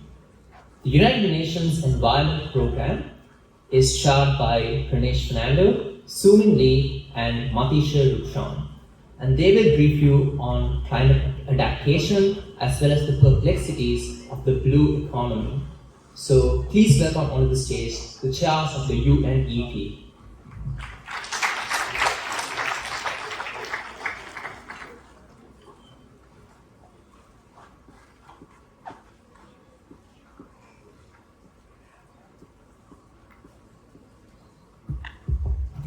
Hi again, it's me. Yes, one of the fed up faces.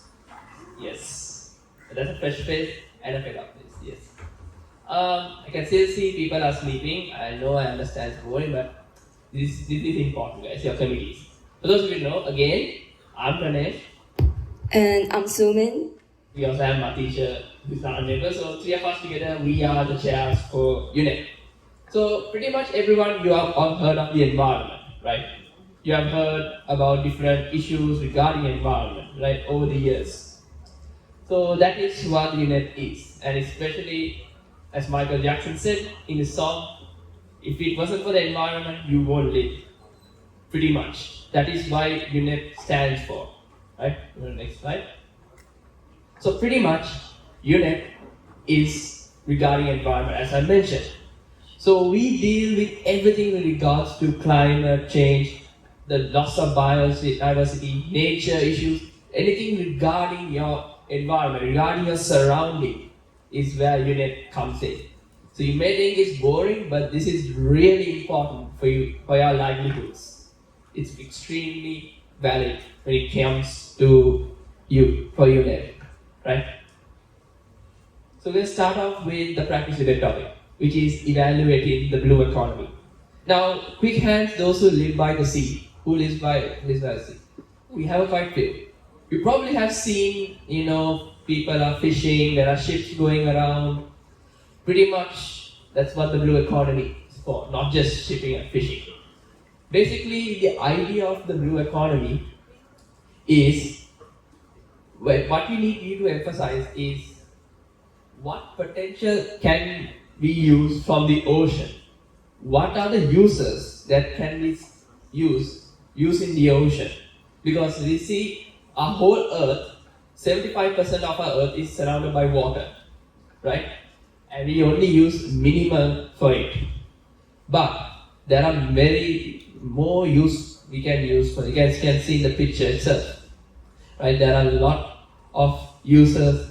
Some of them can be good, some of them can be bad as well. But at the end of the day, you as delegates from UNEP, you need to give us exactly as to what we emphasize on what exactly is the potential that we have. Alright, so as you can see, these three facts here are important when it comes to blue economy. Sumin will emphasize a bit. Yeah, so guys, basically this topic focuses on SDG 14, life underwater. And what we really want you guys to focus on is basically these 3 points: the value of ocean resources, environment impact, and innovation and technology. So we want you guys to find the balance point between innovation and technology, how to make lives for ocean communities better and encourage economic growth while also balancing environment protection and how to encourage sustainable growth and those stuff. And as you can see, this is a picture of what the blue economy could be. So if you are delegates of UNEP, it's also in our study guide as well. This is just a picture of what the blue economy describes as. Alright, so as you can see, I'm not going to emphasize, these are some talking points we expect as chairs of UNEP when you all are in our committee. As you know, make sure you all, there's also more in our study guide, you can refer to it as well. Alright. Yeah, so we're moving on to the conference topic, which is climate adaptation mechanisms with special emphasis on mitigating the wealth gap. So we all know that climate change is a very pressing global issue that plagues today's world, right? And it's not just about the global temperature rising, the Paris Agreement. It's not just about that. You have to consider how intricate the relationship is between the economies, the societies, and the environment, because they're all interconnected and they affect each other.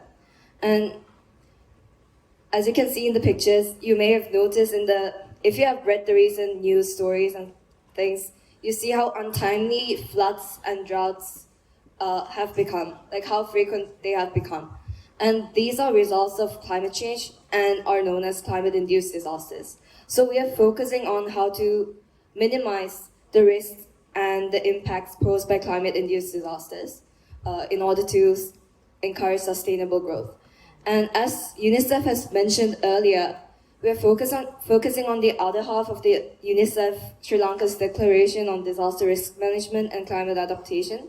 So we're focusing on Resolution 3, 4, and 6, which, to summarize briefly, is about involving the whole youth community, including you all, in creating an equitable future and knowing how to deal with disasters, how to get financial aid, and how to sustain livelihoods in the context of climate disasters. So as you can see here, guys, so that is what important. So just a quick thing, how many of y'all have done in other school projects regarding flood victims, done any other those kind of projects? So pretty much most of these flood victims in Sri Lanka are from these low income countries, areas, right?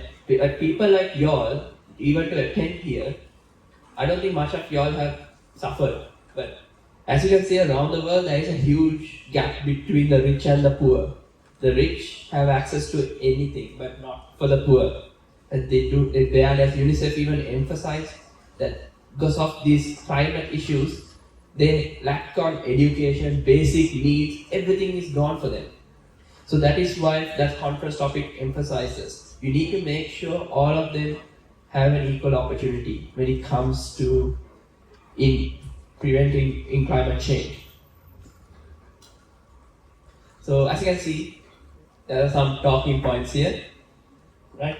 So these are some ideas we want to give as to what we expect from delegates of UNEP when attending the conference topic, right? Yeah.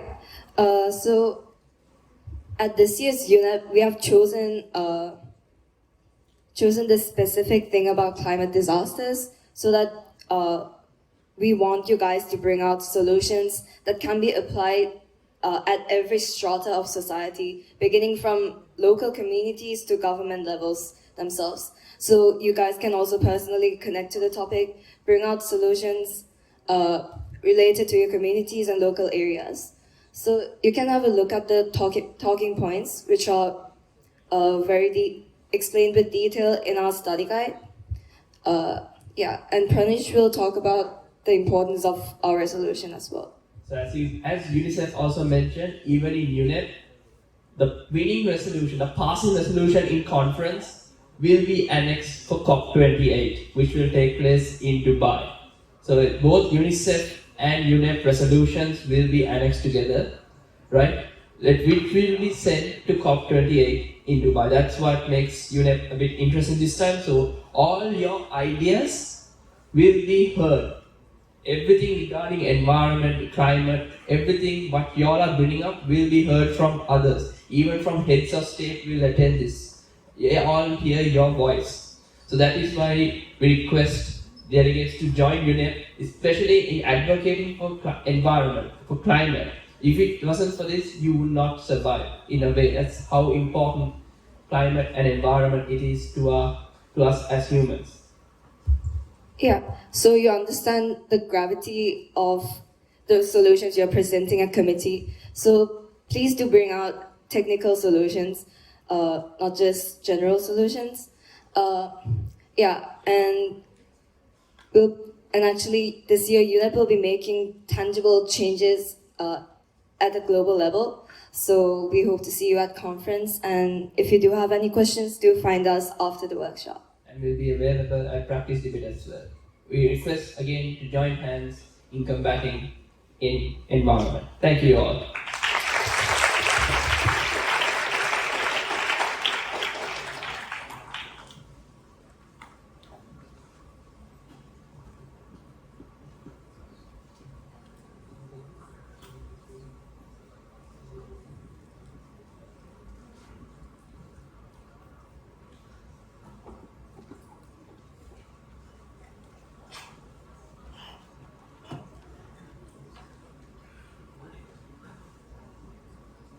Thank you, Shaz.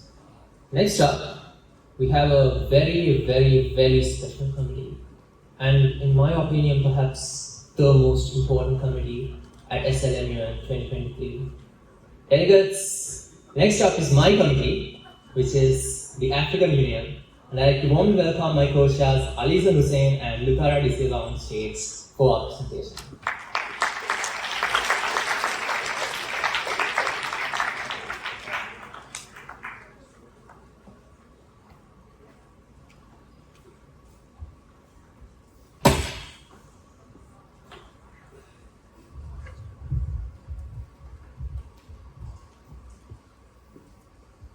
Delegates, how many countries are there in Africa?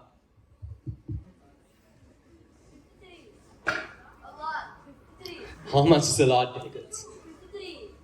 Close, very close. 55, okay. It's not 55, it's 54. Correct. 54, and you have two states which aren't recognized internationally in Western Sahara and Somaliland. Delegates, there's a lot we don't know about Africa. Most of you all might not even know where the countries are. Many of you all might have knowledge limited to the memes on Somali pirates. But the reality is, and trust me, I've been researching on this for 6 months, Africa is a very interesting continent. And more so than that, it's very much close to home. The same problems that plague us in Sri Lanka can be seen throughout the African continent. Things like colonialism, abject poverty, weak political institutions are problems that we relate to that are plaguing them there in those countries. And that is my pitch to you. African Union is not a difficult committee. It's in fact one that will take your ingenuity from your own personal experiences. So now I'd like to give the stage to my co-chairs to brief you on the conference and PD topics. Okay, so hi delegates, I'm Aliza, I'll be one of the co-chairs. And just in case my co-chair Parinder's introduction was an inspirational enough to convince you all that the AU is the coolest committee, we have a few more things lined up that might convince you. For mainly being the conference and the PD topic. This year's PD topic, when we were deciding, we put immense thought into it. To pick a topic that will help you all get like a very good understanding about how the African continent works and how the multifacets in its continent actually works. This is one of the main reasons as to why our committee stands out, because it's going to give you a very good understanding about it, right?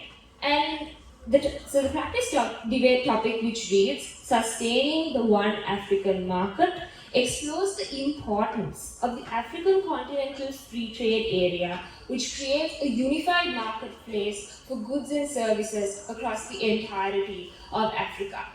So, can I get a show of hands as to who finds econ cool? Oh my god, delegates, it honestly looks like you all are raising your hands from your deathbeds. That's how like lanky it is. Like raise it high. Econ is a really cool subject.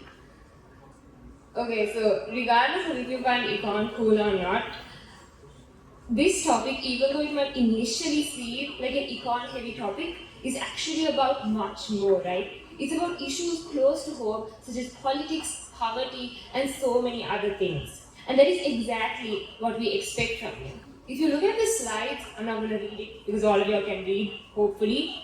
These are the things that we expect from you, and we believe that going through these things will help you achieve true potential, not just within this committee and this conference, but in terms of achieving your potential as MUNs as a whole. With that, I'll give it to my co-chair Lutara to walk you through the conference topic. Hi everyone, I'm Lutara. So I'll be just talking to you very briefly about our conference topic, which is the economic consequences of conflict in Africa. So the reason as to why we picked this topic was because we wanted to shed light on the significant impact of conflicts on Africa's economy and explore potential strategies for diffusing conflict to achieve sustainable development in that region. So as we all know, conflict brings unbearable human suffering and large-scale economic and social costs. And many African countries have seen,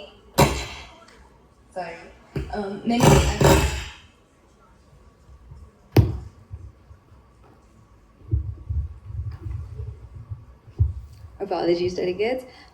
So many African countries have seen endemic intra and interstate conflicts, and as a result of this, Africa faces a huge loss of human lives, destruction of infrastructure, human capital and institutions, political instability, and it also impedes investment and economic growth, not only in the country but in the regions that surround it as well. So we'll be discussing all of this at the conference. And just a few suggestions to keep in mind. It would be really helpful if you all first understand the root causes of these conflicts and then the reasons as to why these conflicts are sustained and then the external players that also help to fuel, that may play a role in fueling these conflicts. And with that, I'll pass it on to my co-chair. Delegates, if you all want a challenge, if you want something new, if you want MUN to be more than just memorizing facts or using your past experience to win awards, you should join the African Union. Because no delegate would have a comparative advantage. The African Union is going to be one where everyone is going to be equal, because we haven't had an AU ever before, not at least until 2016. So, Delegates, if you want to have an equal chance to vie at the top awards, to not have any disadvantage in a lack of experience, if you also want to learn new things, then come and join the African Union. That is my pitch to you. If you have any questions with regard to mandate, if you have any questions with regard to how the AU would function, then please approach any of us chairs and we'll be more than willing to help you. Thank you.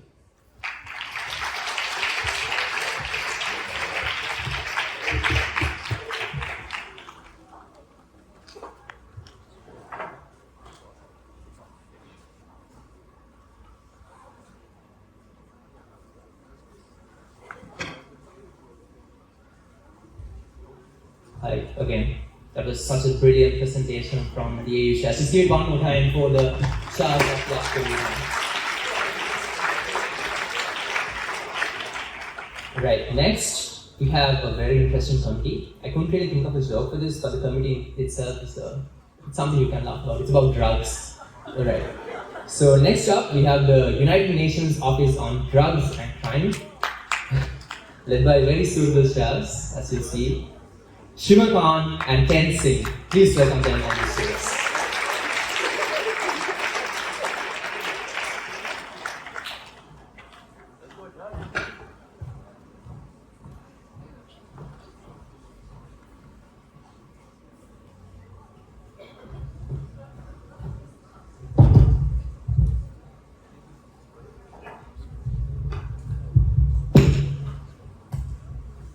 Alright guys, welcome to the United Nations Office Against Drugs and Crime.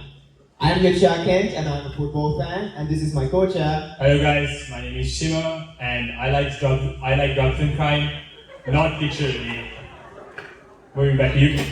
Yeah, okay guys, so before we move on to the PD topic and the conference topic, I want to give you guys a small introduction into our committee. So when you see the word UNODC, that divides our mandate into two areas specifically: drugs and crime. So this is actually quite interesting because this can give you all an insight into how our committee was formed in the first place. When two UN organizations merged, namely the International Crime Prevention and the Drug Control Program, merged together in 1997 to form this amazing committee. And exactly 26 years later, we are simulating it at SLMUN. So this committee now is one of the most premier institutions in the world to lead the battle against illicit drugs, transnational organized crime, terrorism, and corruption. If we're moving on to the mandate, as we can see, with regard to drugs, our main focus remains on combating the trade and usage of drugs. And with regards to crime, we as a committee strive towards eliminating all forms of economic crime, organized crime, terrorism, and corruption. So guys, moving on to the practice debate topic for this committee.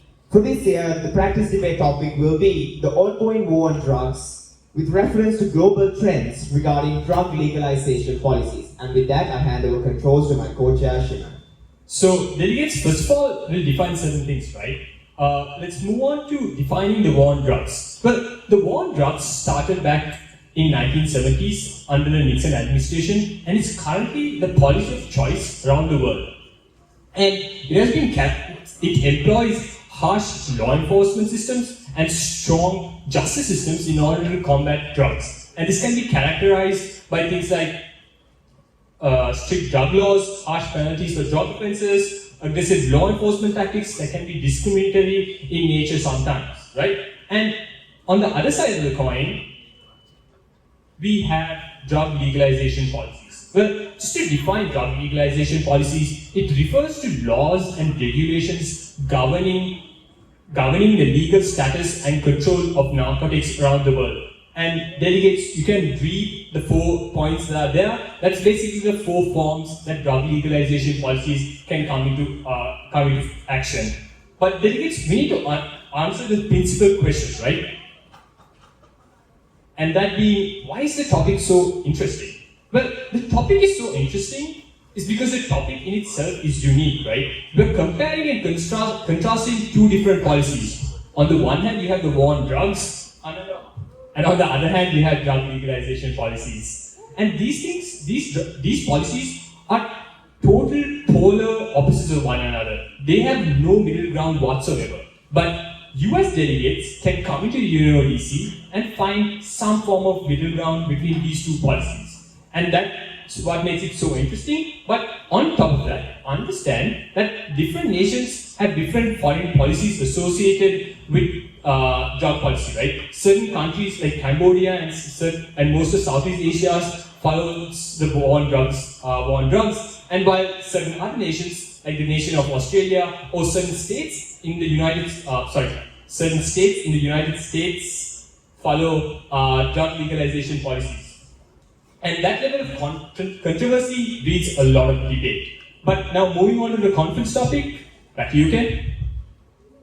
Yeah guys, so the conference topic for this year will be the rapid growth of drug usage and substance abuse among the youth, which is a really contentious topic, especially considering the situation in Sri Lanka. Back to you, Shimar. Delegates, let's look at it statistically, right? When you look at it statistically, we need to see that drug usage amongst ages 70 to 24 are globally on the rise, year on year. And this issue has to be addressed. On a second point, also understand that on a domestic scale, within Sri Lanka, we had cases last year where certain drugs have been laced and cut into children's candies and were consumed by children themselves, right? And that emphasizes the problem at hand. But let's look at it in a much more global perspective. And when we look at it in a global perspective, in countries like Mexico, you have drug cartels that have consolidated large swaths of territories that are independent of the government. And when you look at Brazil, we have children as young as the age of 9 that have been employed on the drug trade. This is a global problem which requires global solutions. And that's up to you delegates. But we'll move on to why this topic is so interesting. Delegates understand that the drug trade is complex, and also understand there are a lot of interlocking sort of organizations and government bodies associated with it, right? You have your healthcare system, you have your justice system and your law enforcement, and also understand that you have emerging trends like the rise of synthetic drugs, and you have how exactly the internet sort of also influenced drug trade around the world. Now, moving on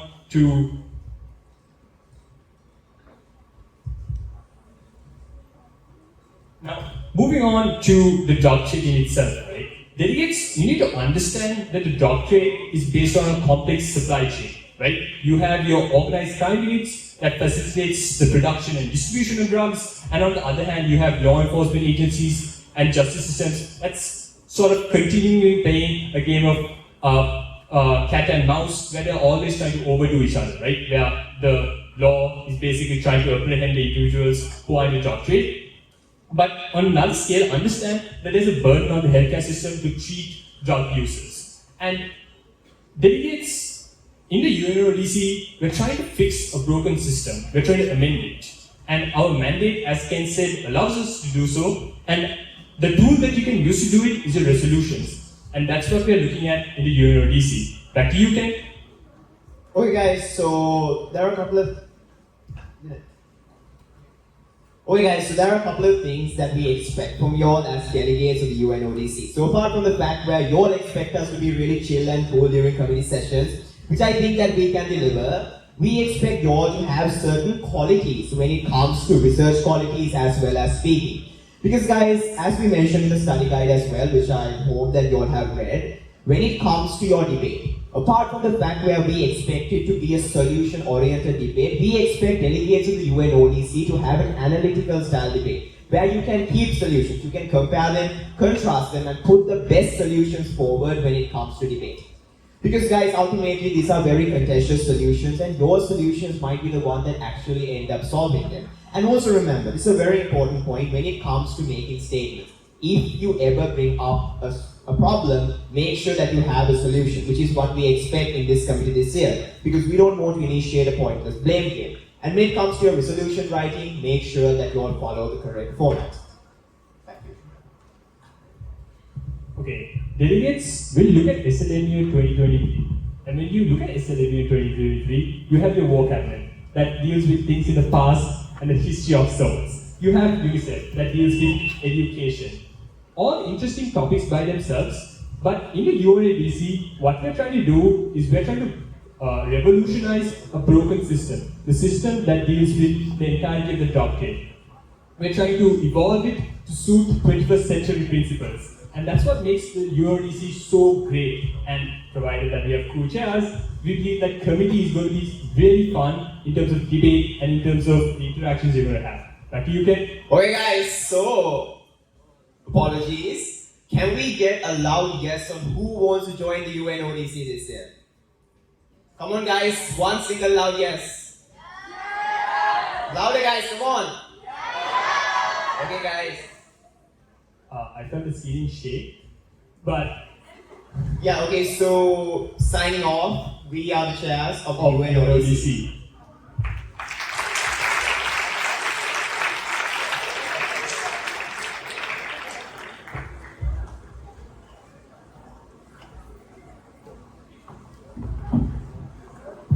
Thank you very much, Shaz, for enlightening all of us on how to legalize drugs. I look forward to the UNODC resolution.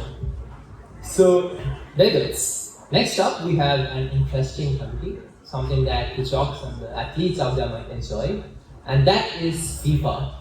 So, without further ado, Pesa Bengale and Stefan Rodrigo, the stars of FIFA. Hi guys. Wow. Were you guys bored? I was struggling to stay awake, guys, I'll be honest. Basically, did you yawn? For the mic difficulties. His yawn is on the way. I was kind of awake only because Ken was shouting. Oh my god, yes. Can you please hold the mic like this? Not like this. Anyways, welcome to the best committee in the existence of SLMUN as a whole, and something. I heard applause. Thank you, delegates. Can we get a round of applause? Thank you, delegates. Already getting applause. Wow. The other committees should take a lesson, you know. We have just been here for like 10 seconds and already applause. We love to see it. Because, yeah, as the greatest committee, we love it. So, delegates, where do I start off? I don't want to bore you with facts, delegates. We're not going to explain 1001 slides here and tell you why it's important. No, delegates. We're going to get straight to the point. My name is Stefan Rodrigo, and Pesala, that's him right there. Now, before we move on, before you think anything of Pesala, he looks scary, but he's a hardcore Taylor Swift fan. So, yes, I am not lying. Another round of applause. Thank you, delegates. Thank you again. So, delegates, let me welcome you all to the one and only sports committee in SLMUN this year, the FIFA committee.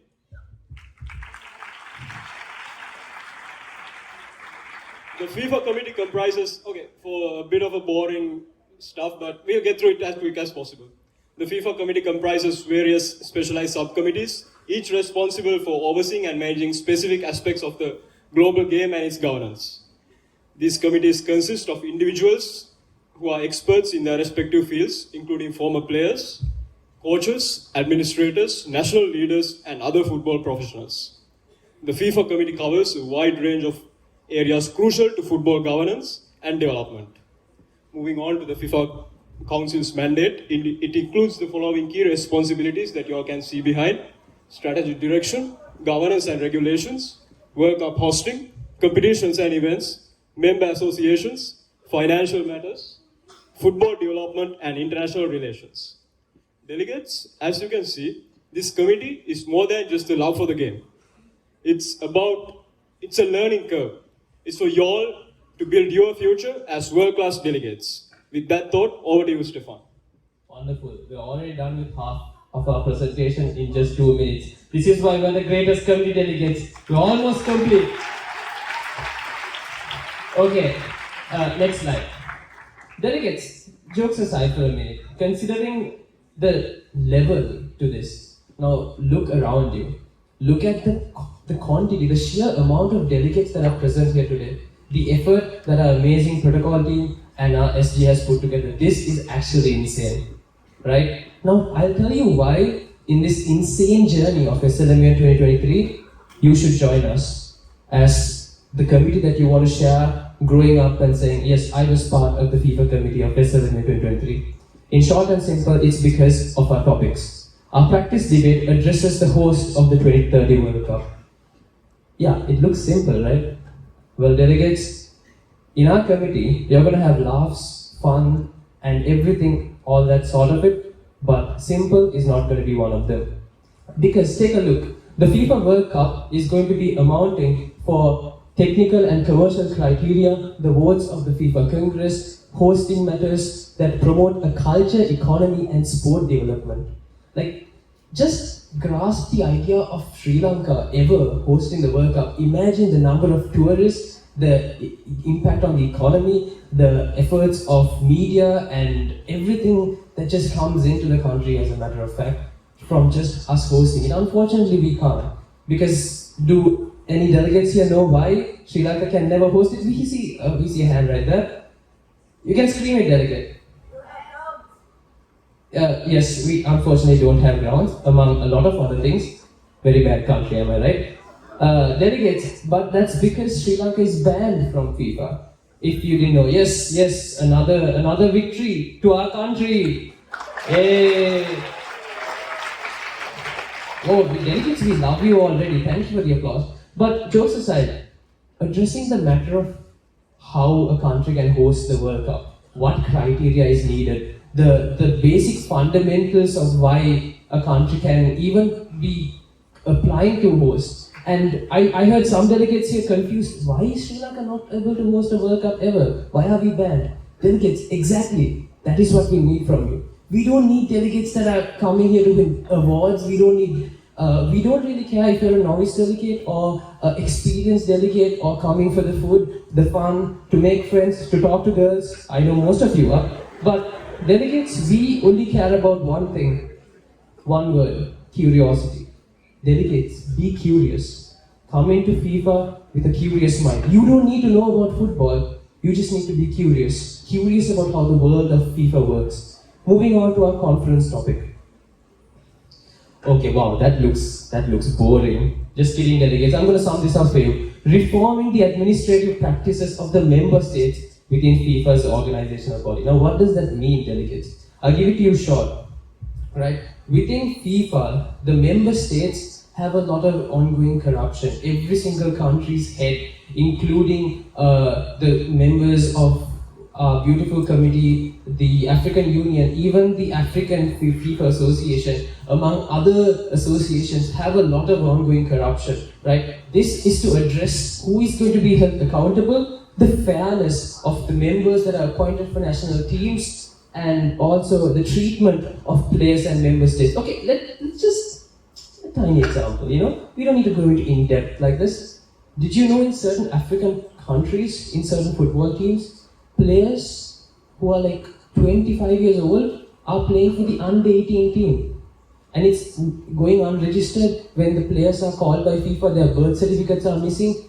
These old grandpas playing for the under 18 team, right? It's actually insane.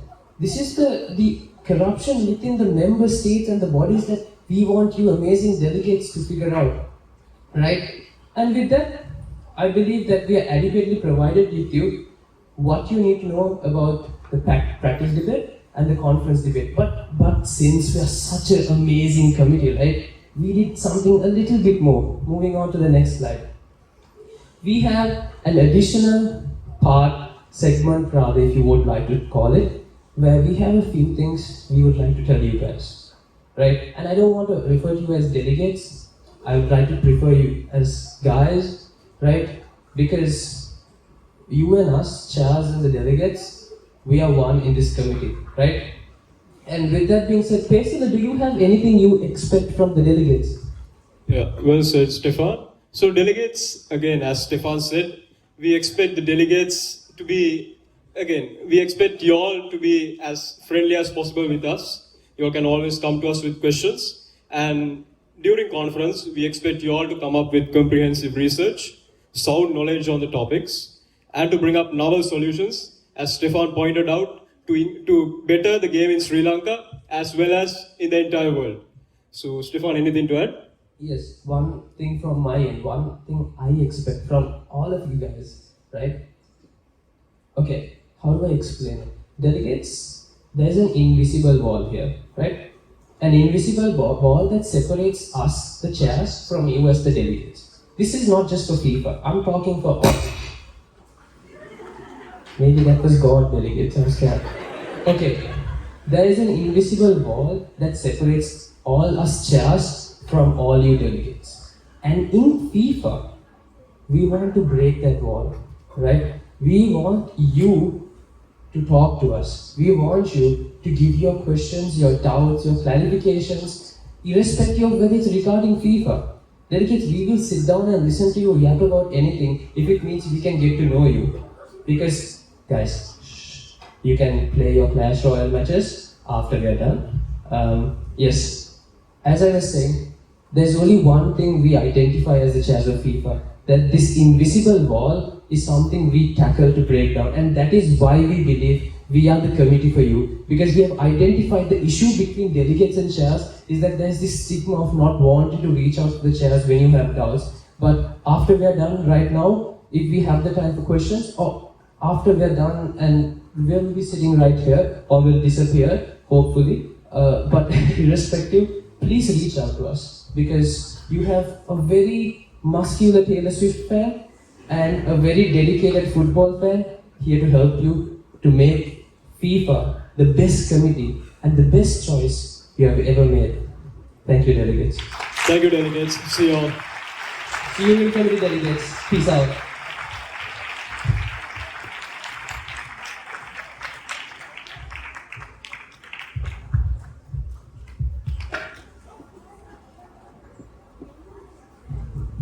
Thank you, Shaz, for that very compelling and moving argument as to why you should join FIFA. But however, the problems in Africa will be dealt in the African Union. I can guarantee you that. So, anyway, delegates, don't worry, we'll come to the last committee.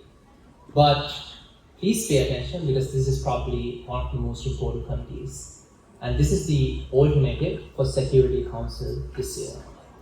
The War Cabinet is a time capsule. It's a committee where strategy will prevail and history may be rewritten. Varshan Gayapati and Lukman Feroz will prepare you for the intense negotiation, cunning strategies, and the clash of world powers that is underway in the Imperial War Cabinet of 1970. Please welcome them to the stage.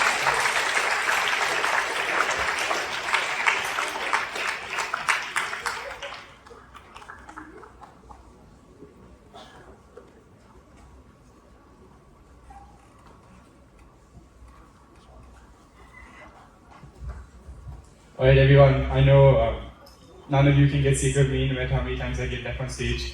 So I'd just like to point something out here. So the Olympic Games, a lot of games out there, ton of events, very interesting. Okay, you have a bunch of other sports, you have a bunch of other athletics related events.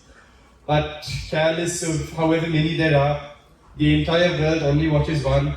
And ultimately there's only one champion that's noticed and gets worldwide attention, despite each of the other sports, even football, having its own audience, and that is the 100-meter race. So you can think of the Security Council as the MUN equivalent of that 100-meter race. Unlike other committees, we do not want as many delegates as possible to join our committee because we only have a restricted amount of allocations. In this case, we have a war cabinet with only 24 lucky delegates will be in our committee. And I'm sorry notices, I'm sorry children, but then if you cannot take the immense amount of stress and tension and pressure and you cannot be excited enough about it, we cannot suggest that you join our committee. Lukman, you may now take it away. Hi guys, my name is Lukman, and like you guys already know, this is Varshan, my co-chair, and we will be serving you guys as the War Cabinet Chairs for SLMUN 2023. So now that the appetizers are out of the way, let's get into the main course, right? So by now guys, I'm sure you all are aware that unlike the traditional Security Council, SLMUN 2023 will be simulating something known as the War Cabinet. So now this War Cabinet, which is also known as the WC, is basically a committee that is formulated in order to, in response to an ongoing war. So our War Cabinet is a historical one, and for example, the Imperial Japanese War Cabinet in 1937, focusing on World War II, we will be basically focusing on conflicts of the past and how we can reshape the entire process in the entire conflict and how we can just change history as a whole. The one and only committee that can do that, by the way. So as the head table, we made up our structure of the cabinet having 24 representatives, amongst which one representative is known as the chairperson. Now this chairperson actually has the authority to make decisions based on the solutions and the decisions that are passed. Apologies, actually, the chairperson has the ability to pass or fail any decision made by the War Cabinet. Now, we as the head table realized that this would be too much pressure or too much authority towards a certain delegate, which is why we questioned ourselves. Why not have the head table represent the chairperson of the cabinet? And by the way, guys, this means for the first time in SLMUN history, the head table will debate alongside representatives and delegates of the cabinet. And by the way, guys, don't worry, we won't be competing for awards. No worries about that. But just to move on a bit further, I just want to point out something that another committee mentioned about some invisible wall. I actually don't see anything, but regardless, as the head table, we debating with delegates, there's no invisible wall for us, right? So thank you, delegates, chairs of FIFA specifically. And now, that's our first pitch for you, why you guys need to join the War Cabinet, and we don't need to prove ourselves to most of the delegates, because you know, best for last, the best committees here. Thank you. I pass it over to Varshan to focus on the newly reformed procedure. Thank you. Thank you, guys. Oh, that's the most authentic applause we've had today so far. Sorry, guys. So, now, with this new committee comes a new set of procedure. Me and my coach had worked very hard. We had a long 3-hour call, and we had figured out the best possible way to approach this. We talked about, so I'm going to go with step by step a day in the War Cabinet, yeah? Roll call, you know what that is. We are going to initiate the War Cabinet, which is the equivalent of setting the agenda, okay? You are going to move into working paper discussion. And then finally, you're going to move into the equivalent of moderated caucus topics. Now, this is where things get a little interesting. We instantaneously switch into something called a crisis mode when the moment moderated caucus topics are open. We as the chairs announce a series of updates, which is basically a situation that that particular country is put under. So for PD, it will be Japan going under a particular instance, and then in the main conference, it will be the UK that goes under a particular situation. When we announce this update, it will be specific to a particular problem. Be it on drugs and crime, be it on football, be it on health, be it on security, it will be a problem that you as top tier government officials will have to address within your powers. Because let's understand that a War Cabinet is inherently the most powerful committee that a government can have, right? It's not like a parliament, it's not like the USA's check and balance system. They can make executive decisions and they can implement it instantaneously because they have these top tier government officials on board. So, you guys have to essentially propose directives, right? Just like in a crisis session. So, if you are the general of the military, you can ask to deploy troops. That will be equivalent to a national directive because it is within your power. And you should collaborate with your other military officials in order to implement it, almost like a joint directive. And then if we, the chairperson, agrees to implement it, that gets implemented and steers the course of debate. Delegates, what this essentially means is you're literally changing history here. You could avoid atrocities, you could avoid any tragedy that had occurred in the past within these two significant events based on what you do. You are given the chance to change history here. So keep that in mind when you do choose to join the war cabinet. Now, we're going to go through a series of updates. We're going to resolve each and every single one of the situations that we are put under. And then finally, we're going to have one big update that's going to ask you guys to do something unimaginable. You guys are going to have to plan an attack. So this is going to be the equivalent of resolution debate. We will be moving further into this during practice debate because it is not something that we can simply compress into a workshop. So that is the gist of procedure for now. I will now be moving into other two topics. Like we said, one is on Japan during World War II and the other is on World War I UK, right? We will respectively be Hideki Tojo for the first practice for the practice debate, and then be Lloyd George for the conference. Alright? We will be debating alongside you and steering the course of debate for the better. And hopefully, when both of these end, we will have resolved a bunch of problems that history indicates clearly. Lukman, is there anything else you'd like to say? I believe everything was covered with regards to the topics. Given that it is the war cabinet, we are expecting a lot of experienced delegates, and therefore we don't want to give too much content out to you guys because that's up to you guys. Okay? So swiftly moving on to a few things that you need to note with regards to procedure is that you guys will be having independent policy violations. In the sense, you guys are going to be able to call out independent policy violations rather than foreign policy violations because you guys are representatives of an individual of the war cabinet, if that makes sense. Now, another thing is that we won't be expecting any moderated caucus submissions by you guys, but we will be basically providing it in an update where you guys have to pinpoint the sub-issue and you guys have to bring it out as a solution or actually bring out a solution with regards to those sub-issues. It's a lot to process, but we will be submitting and uploading a procedural document just to emphasize on the entire thing soon, so don't worry about that. Now, one last thing with regards to the study guide. Now, the interesting fact about the war cabinet is that you guys have to actually go through a bit of training in order to actually approach the study guide as well. And by that, we basically will just train you now as well. So one issue when coming and doing research is that you'll come across an issue that some of your representatives' policies may not align with the current timeline the conflict is happening. So let me give you an example. In the practice debate topic, which is the Imperial Japanese War Cabinet of 1937, some representatives have been given the policies that they support an attack on Pearl Harbor. But as far as we're concerned, what is an attack on Pearl Harbor, right? Because it doesn't happen until the year 1941, and we are simulating the practice debate from 1937 onwards. Now, to clarify this, these future policies of cabinet representatives are an indication as to what some cabinet updates will touch upon, if that makes sense. So it's good to refer to each of the 24 representatives' policies in order to grasp the entire idea of where these cabinet updates will touch upon. And another issue is the fact that some of you guys, when doing research, will come across that, in 1937, my representative that I've been allocated, he's actually retired. He's gone home.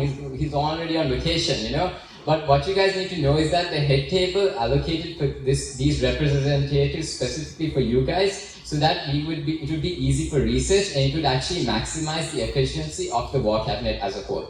So that's basically what I wanted to emphasize with regards to the study guide, and try your best not to bring up any invalid points outside the timeline of conference because everything has been specified in a more specific manner. Okay? And lastly, just want to give out our last pitch as to why you need to join. Like we mentioned, you guys are here to reshape history literally. You guys are literally part of, the war cabinet is an integral part of change.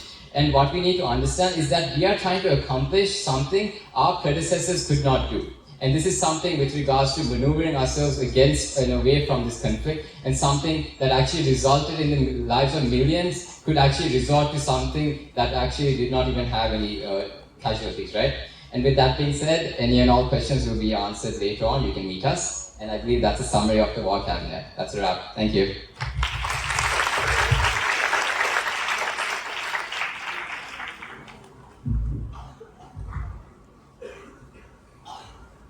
Thank you very much to both Lukman and Varshan.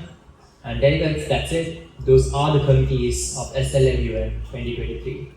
And I understand that despite the back and forth between chairs, all these committees are really important and really interesting. And this is a personal choice that you all need to make. Don't join a committee just because your friends are, just for the trend of it. Think whether that committee actually means something to you and whether you can come up with solutions at the end of the day. Because that is what we aim to do at SLMUN. Next up, we have a few other announcements to be made before we wrap things up. And to go ahead with this, I would like to call upon Dilaka Vikramasinghe, who's the Director of Corporate Relations at SLMUN, to make a very important announcement with regard to our partnerships. Thank you. Thank you, Bharendra. Alright, I know it's been a very long workshop. How are you guys doing? We're going to ask this question once. Okay. I'm hearing one good somewhere over there. Everyone together. Are you all okay? Come on. Everyone's sleeping. Everyone's sleeping here. Come on. If you say so, cool. Alright. Anyways, since every chair introduced the committees and whatnot, the chairs of UNICEF and chairs of UNEP touched on a very important subject. But before I get into the details of that, there's a small sponsor announcement we have to make. Now, we have NANESCA on board as a strategic partner, right? Now, NANESCA, anyone who's attending this workshop today, if you call NANESCA and sign up for their certificate level programs and tell, look, I heard it from SLMU, you will get it 20% off from registration fees and course fees, okay? Keep that in your head. Anyone who's interested in signing up for the certificate level senior programs, just call them up, tell them you got the reference from SLMU and you'll get 20% off. This is just for today, okay? Keep that in mind. And there's a small QR code in the banner itself, so if anyone who's interested in enrolling, you can scan the QR code from your smartphones and go for it. Alright, with that out of the way, I'm going to get into the topic. Is there a LED ball? Okay, turned off. Never mind. Is there a presentation? No, right? No worries. It's fine. So, as I was saying, the chairs of UNICEF and chairs of UNEP touched on a very important subject. Now, we have our endorsements, right? We have the Ministry of Foreign Affairs, Ministry of Education, and Ministry of Health. On top of that, we have United Nations organizations who have endorsed us, Habitat for Humanity, and last but not least, most important of all, we have UNICEF Sri Lanka, who's endorsing the 16th session of SLMUN 2023. Now, what's so special about this endorsement? Look, I know some of you guys might have taken part in, let's say, this may not be your first conference. This may be your second, third, fourth, fifth, I don't know, maybe even 10th, okay? If you're like a really experienced delegate. Don't worry, your voice will be heard throughout the world, and I mean it literally, okay? Does that get you excited? Like, are y'all excited, Banu? That's the spirit I want from everyone in the audience. Are y'all excited about it? Nice, well done. So, your resolution, your solutions that you bring up at the committees of UNICEF and UNEP will be heard. That resolution will be an official annex to the document submitted by UNICEF Sri Lanka at the COP28 conference. Now, anyone here knows what the COP28 conference is? I see one hand raised, 2, 3. So conference of parties, right? It's basically climate change action that UNICEF Sri Lanka will also be taking part. So your resolution that you bring up will be an official annex to the document that will be submitted by UNICEF Sri Lanka. So your voice will be heard throughout the world. Okay? Is that understood? Is that understood? Oh my God. My guy, your yawn, you can catch a fly with that yawn. Luminous colored shell. Anyways, moving on. On top of that, UNICEF Sri Lanka will be providing us with a special scholarship, right, for delegates from around the country. Now this, what's so special about this scholarship? It's an accommodation scholarship in a certain value. Now, how will we select these delegates? Through basically an essay competition. Okay, cool. So this is our Secretary General, Rehan Malik. Thank you, Rehan. So we will be selecting the delegates. We will be selecting 20 delegates from this essay competition. There will be a topic. Rehan, do we have the topic with us? Guys, can we get the feed for this? Yeah, it's all good. Sorry, guys. So the topics will be released soon, right? Along with how to do it. So this particular scholarship is an accommodation scholarship provided for mainly schools beyond Colombo. Can I have is there like a representation, schools beyond Colombo who's here? Schools from outside of Colombo.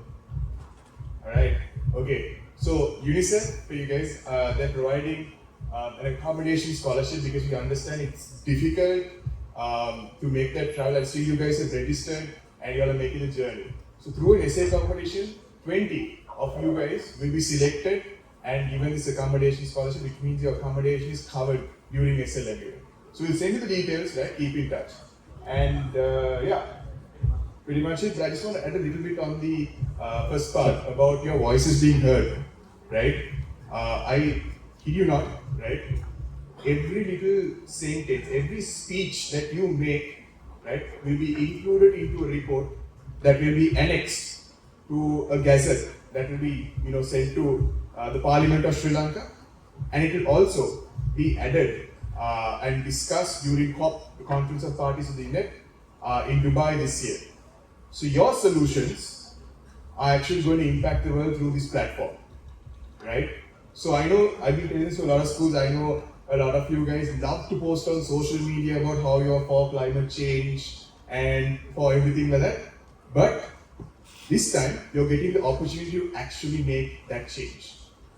Okay? So make use of it. Your solution could actually change the world here. Right? So when you're coming to those committees, be prepared and give out good solutions. Alright, that said, that was kind of a free endorsement for the chairs of UNICEF and UNEP, but never mind, I'll discuss later. Are you all excited about this? I am. Need a bit more enthusiasm in their voice. Are you all excited?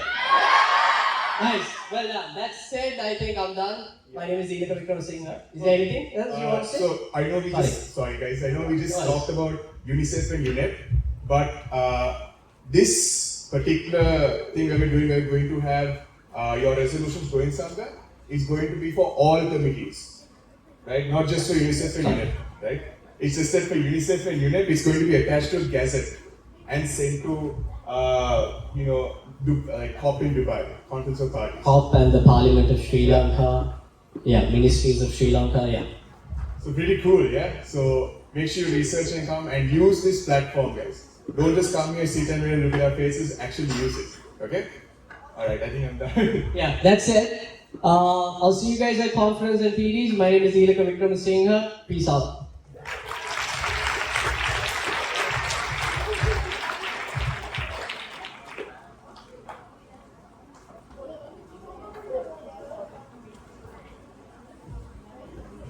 Thank you both Dilika and Rehan. Delegates, small announcement before we move on. The delegates of St. Peter's College, please. Delegates of St. Peter's, could you please proceed to the registration table that was at the main entrance, please? Right now itself. This is a request by your own school. So could all the delegates of St. Peter's College please make their way to the back of the hall? Thank you.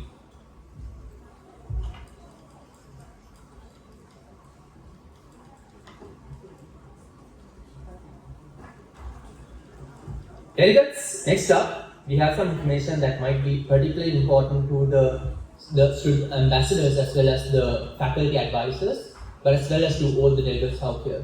And that's with regard to delegate allocations.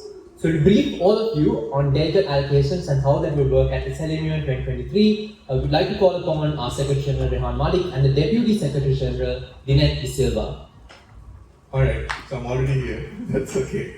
Alright, so a lot of these questions, why I'm here to address this particular subject is MUN at the end of the day is a sort of a competition at the end of the day, right? And we realize that there are a lot of noises, a lot of new schools, and it's difficult to allocate committees, right? It's not just about picking your delegates and putting it. This is especially important for the faculty advisor, teacher in charge, and the student coordinators, right? Now, through the ambassador group, we'll be making tips. Any ambassadors in the audience? Ambassadors. All right. So you guys could have probably seen the tips, right? Where you have to allocate experienced delegates to committees like war cabinet. I would sincerely say, just when it comes to experienced delegates, please allocate them only to war cabinet. But committees like UNICEF, UNEP, right? Those are where you can try to send your novices, right? And intermediate delegates, right? Delegates in the middle, who have like 2-3 conferences of experience. Basically, they understand proceeding, they know how MUN works. Okay? And then you have specialized committees like UNODC, the African Union, FIFA, right? But so for the UNODC and the AU, it's better if you have delegates that are, again, mid-tier, right? But FIFA is a place where they can actually have noises because you have chairs also who are more than happy to entertain them, right? So that's how things work. If there's any more guidance that is required with regards to these committees, I'll actually just do a check of all committees so that everyone knows how to allocate their delegates properly. Okay? So like I said, for UNICEF, your novice and your mid-tier delegates. For UNEP, your novice and mid-tier again. UNCAC, novice and mid-tier again. UNODC, it's the same thing, but mostly it's for like a mid-tier delegate. Your WHO committee also, you can send novices and your mid-tier delegates because they're like a novice committee. IAEA, again novice and mid-tier. For your African Union, same thing, right? FIFA is like you can completely send your novices, but for the war cabinet, it's always going to be experienced delegates, right? So now, with that being said, with guidance of how to allocate delegates in the MUN side, right? Dinet is going to show you how to sort of allocate delegates on our database. So as you may have known, we don't use an Excel sheet. You have a proper system where your faculty advisors and your student coordinators going into their details, right? So Dinet's going to do a small demo of how that works. Dinet, you want to take over? Really? You have to.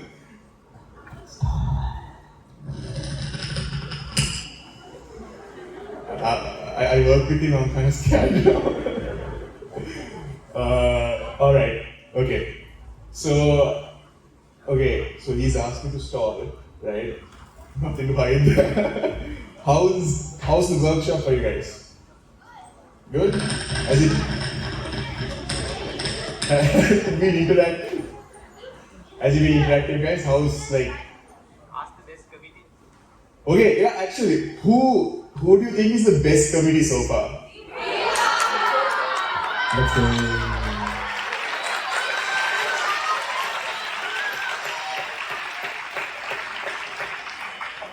I'm just saying, not all of you guys who go to FIFA, you all will have to go to the other committees, and now those chairs are like, do come with you. Do you still want me to start? Kinda, yeah. Okay. Alright.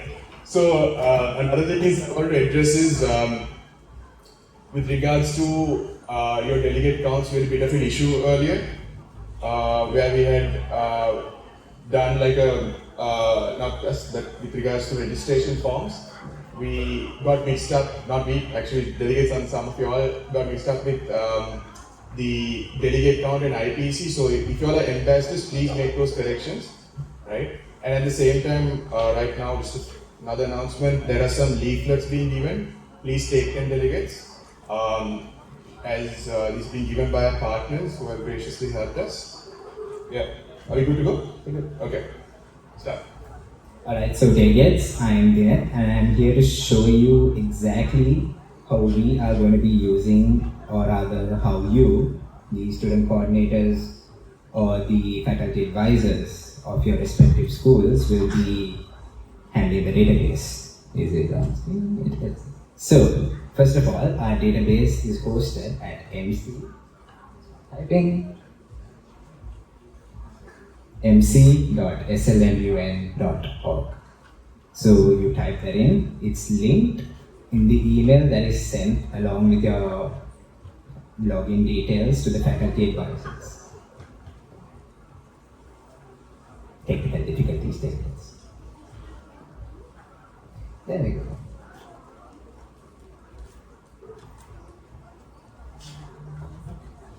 Awesome. So you go to this site, and now all faculty advisors have been sent an email with their respective username and their password.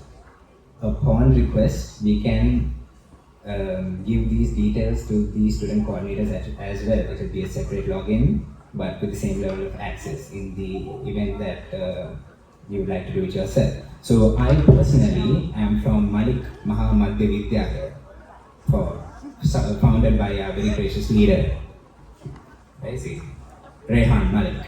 So I enter my email as well as my password. You can't see it. And here, as soon as you log in, you see the countries that you have been allocated. So me being from a rather small school, I have 5 delegates. 3 of them are allocated to Denmark. 1 is allocated to the Caucus committee apparently, and the other one is for the war cabinet. So what you do here is, first you add the details for all of your delegates. So for some reason our gracious founder is participating himself, so we add him in. His date of birth is the 23rd of January 2023.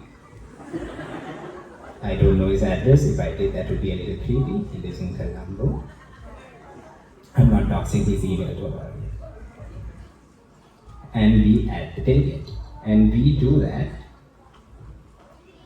5 more times for each and every delegate. So you are going to have to watch me do that. If you thought it was boring already, you ain't seen nothing yet.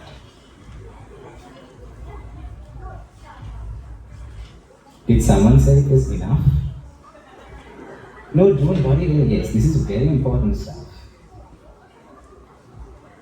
Only alphabet allowed. Exactly. Now see, our system is expertly made because unlike these, okay, I shouldn't call people out, never mind.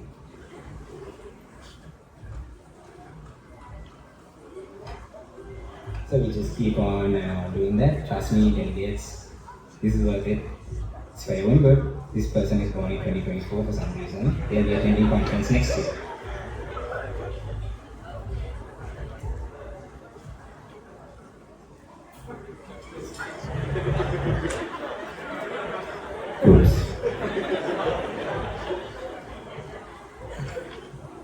Nice. Okay, so obviously this is boring. So we are going to go back to all our delegates, and here we can see our 3 delegates, Rehan and Test A and Test B, really interesting names. I think it's South Asian. So with these 3 delegates, ideally you should allocate all your delegates at once. You go to allocate delegates, and here the entity is selected for you since your login is only for your own school. I am from Malik Mahamadya Vidyalaya, as I mentioned earlier, and you select your delegate, Rehan Malik. He has personally texted me and told me that he would like to attend the Caucus committee. So I select the country for FIFA. So the thing with FIFA and war cabinet this year is that you will not be representing countries, as your chairs would have already explained. You represent individuals or certain organizations. So in this case, it's the Asian Football Federation.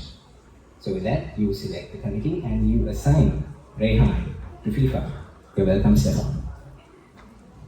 Likewise, you select the next delegate, and let's say it's Denmark. Another interesting thing, like I mentioned earlier, along for UNICEF and WHO, is that there are 2 delegates per committee. So you can assign that twice. Fancy. So yeah, that's basically it. There were some issues with database logins. So, like I mentioned earlier, it's already been emailed out to faculty advisors, but upon request, you can just drop an email to us at pr@slmun.org and we will send you the login details to the student coordinators as well. I'm not sure if I'm supposed to ask for questions. I don't think so. So it's been a pleasure talking to you guys, delegates. I am the delegate of IT, as I have been helpfully dubbed by most people.